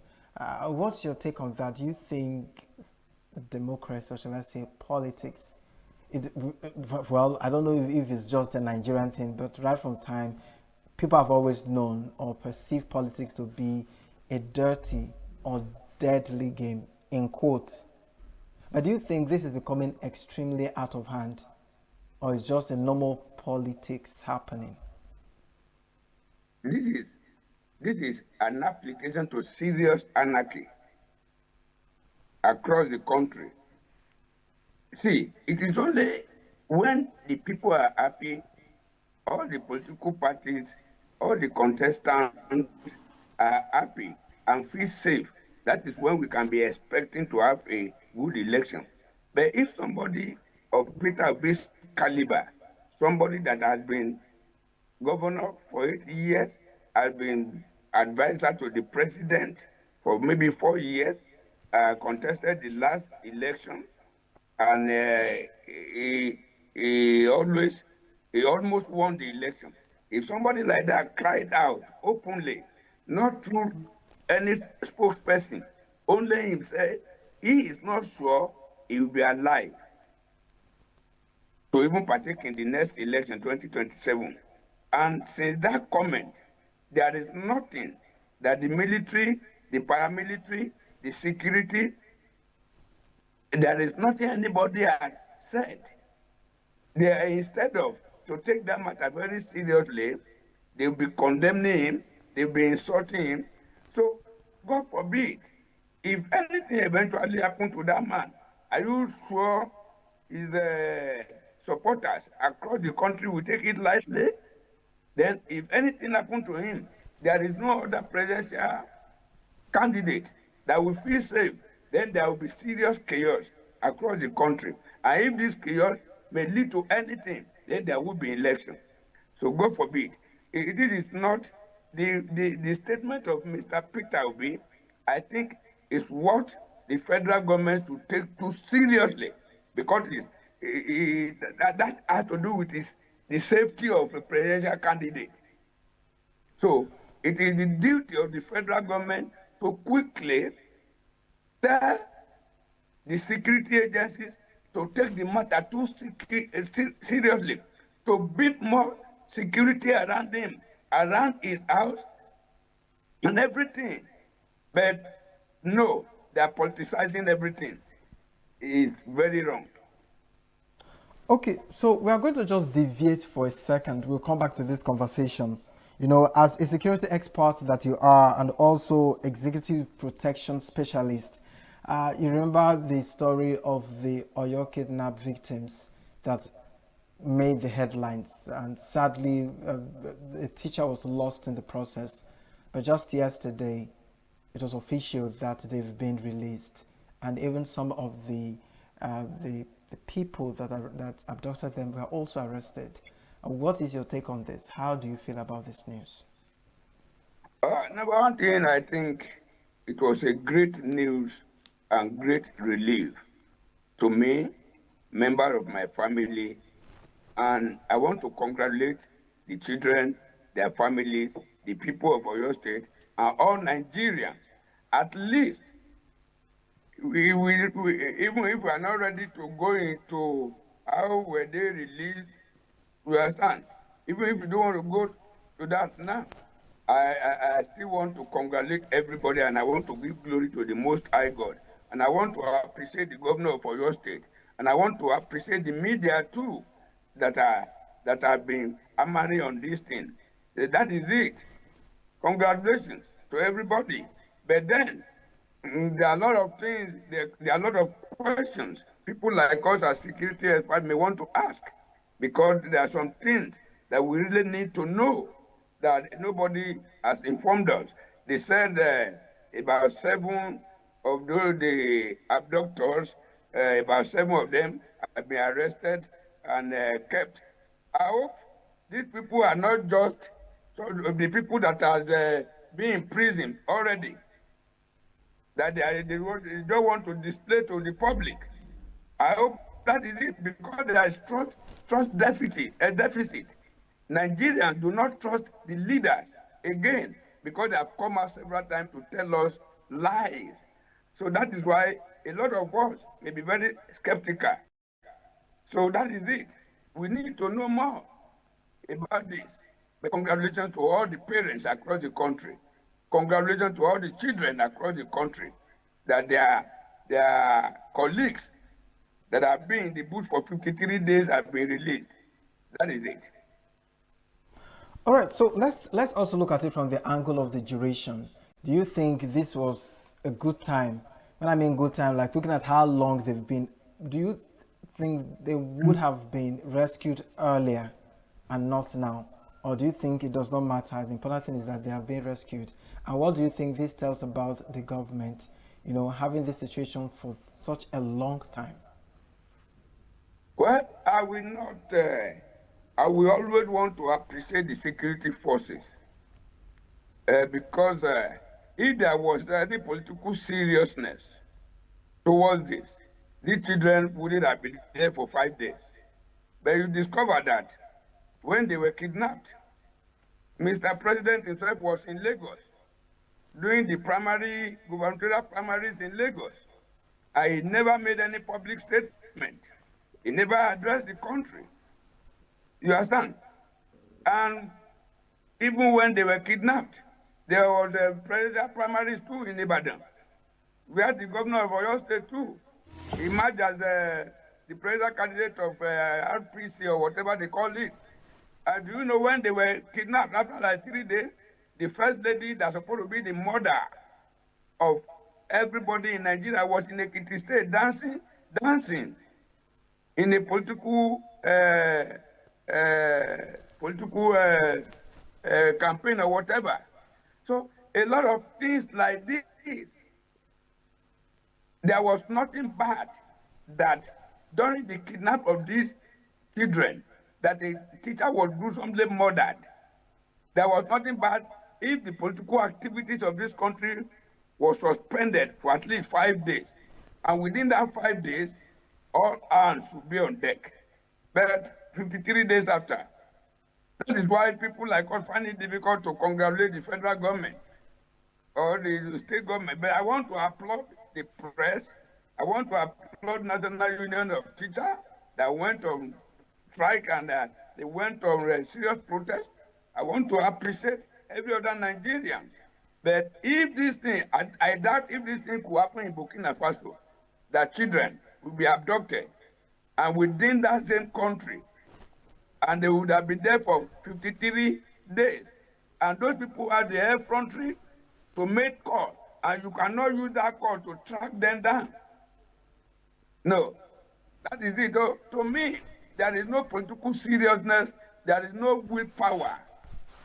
Honestly, there is no willpower for these people to want to.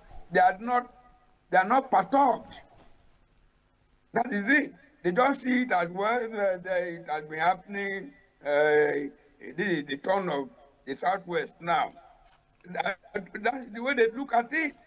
But I think that thing that happened in Oyo State should have woken up the government seriously, because this thing was in the northeast, northwest, north central. It has raised its ugly head now to the southwest. Far, Oyo. After Oyo, where do you go? You are going to Lagos. So what are we talking about this? So that is it. I'm not going to applaud the federal government at all, honestly. Okay, so that is really understandable. Many Nigerians stand on the same point that you just stated out right now. But do you see this scenario not happening again?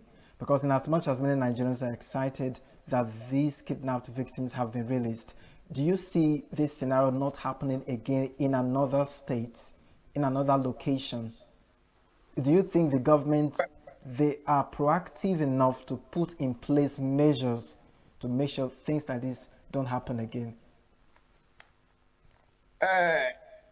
Even if the 7 persons arrested among the abductors, even if it is true, then according to eyewitness in that place, they said they came on motorbikes and almost 300 of them.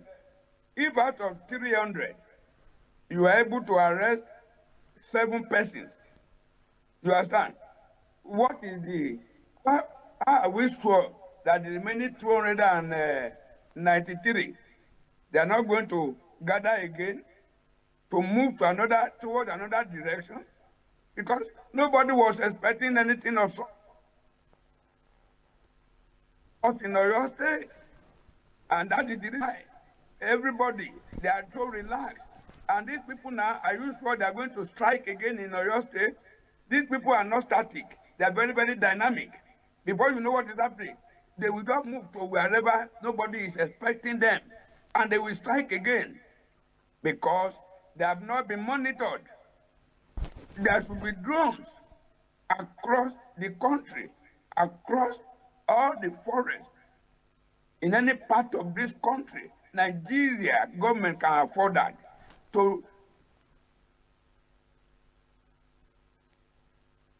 check the movement of these people. So it may happen again because there is no structure on ground, there is no strategy on ground to forestall further occurrence of such. All right, thank you for sharing your thoughts on this very subject matter. Now let's go back to the conversation we are having now. Still looking at 2027 political build-ups. If the democracy is under threat, what roles do you think the civil organizations, civil societies, NGOs, media and the rest can play, to protect the democracy, the value of democracy, and also to hold the government responsible? Or shall I say accountable? Yeah, rather. Honestly, I'm appreciating the media. Honestly, I appreciate the media. The print media, the electronic media, I appreciate everyone. But when you are talking of the civil society, there is nothing like that again in this country.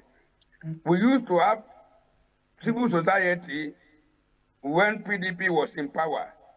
The president now is a serious member, is a serious mobilizer of the civil society against government. But immediately APC grabbed the power in the year 2015.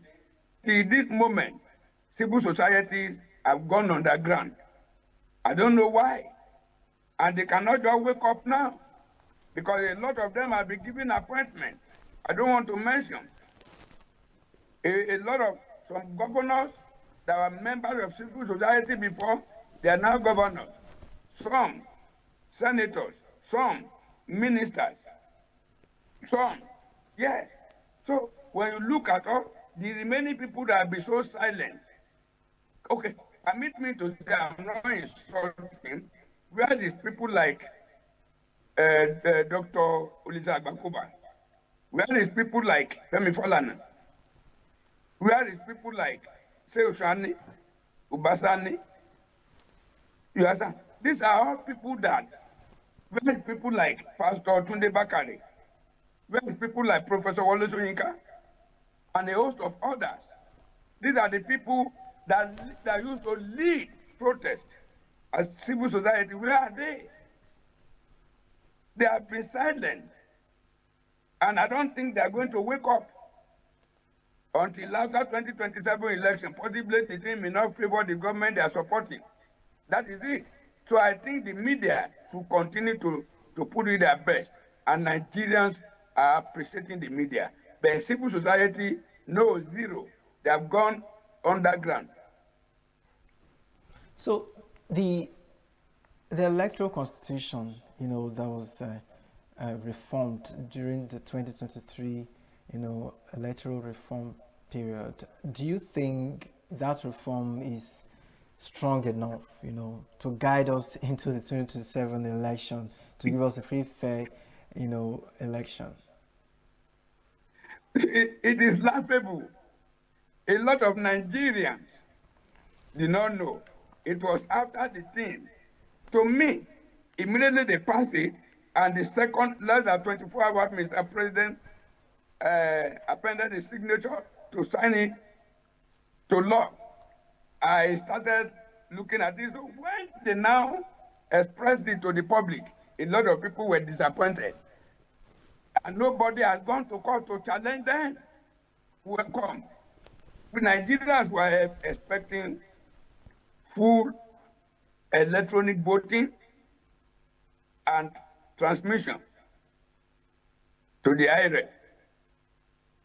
But then these people through the back door, they create another loophole. Whereas they said, in case the electronic voting did not work, they can use manual. They intentionally create that loophole there. And I want to tell you, in about 80% voting centers, electronics will not work. They will use manual. Whereas the INEC officer can use his discretion to cut any paper and they will write results on it. And let me not deceive you. Any political party today that rely on party agents, they are deceiving themselves. Because these party agents, they will be so bribed that they will not be able to say no. That is it. Nigerians should have stand purely, fully on total electronic voting. That is one. Two, if anybody is declared now as president or as governor or as a senator, as a rep or whatever, and they later discover that such a person is using fake certificate, court will no longer entertain it. Immediately such a person has been declared winner. No, the fake certificate will not be a yardstick for somebody that has been declared a winner to be declared to nullify his election. Which country in the world that something of such happens? That is it. It's the problem mean if somebody went to rob somewhere and they caught him with gun, but immediately he has left the scene of that operation, police can no longer arrest him. That is exactly what they mean. So if somebody has used fake result, fake document, to conduct election. Immediately they decline winner, and they later discover that all the documents presented to INEC were fake. That is not enough to nullify that election. Nigeria is in a mess, and nobody has taken this to court.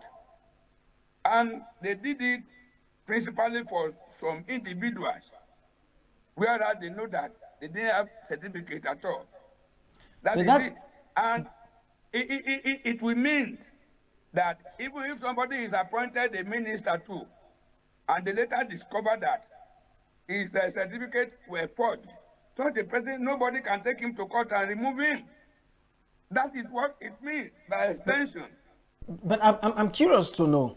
I'm curious to know when people, vie for these positions, right? They upload their credentials, they upload all of those documents.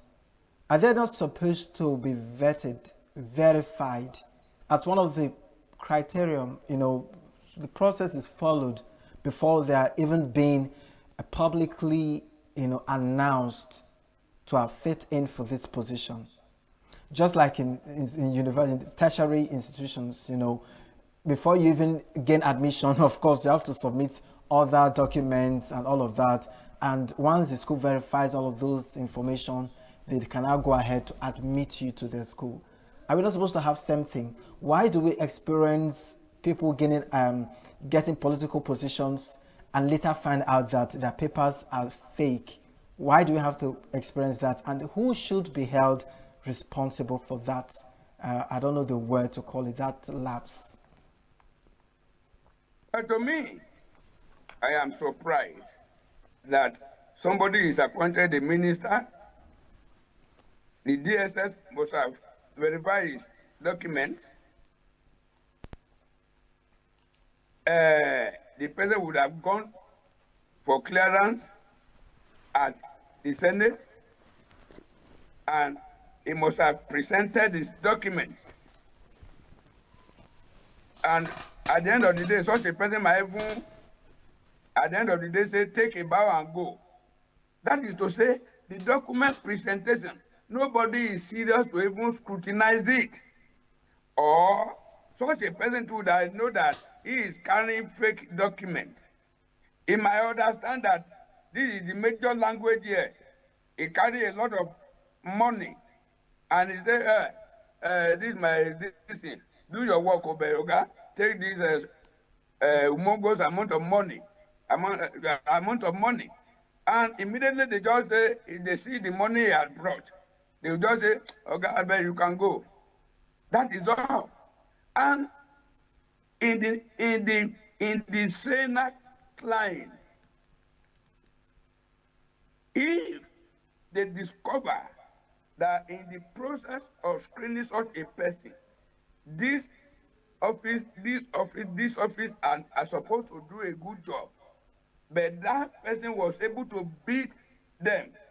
All those people in that office that are supposed to do all those scrutiny, all those offices are going to be punished.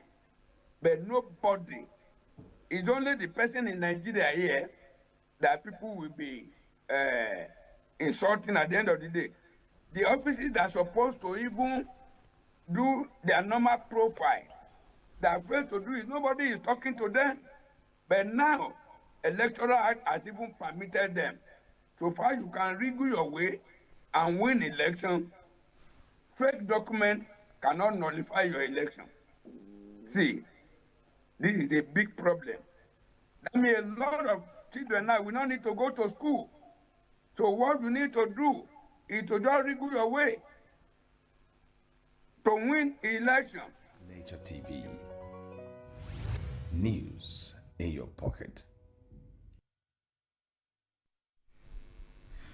Well, many thanks for staying with us, and this is where we draw the curtains on today's show. Thank you so much for staying with us up until now. Don't forget that we want to receive your comments, your submissions on YouTube, Facebook at Signature TV Official. Don't forget also we are live on SLTV channel 265 and across all free-to-air channels. I've been your host, Chigi Chiagorom, and from all of us at Signature TV Enugu Studios, it is goodbye and God bless.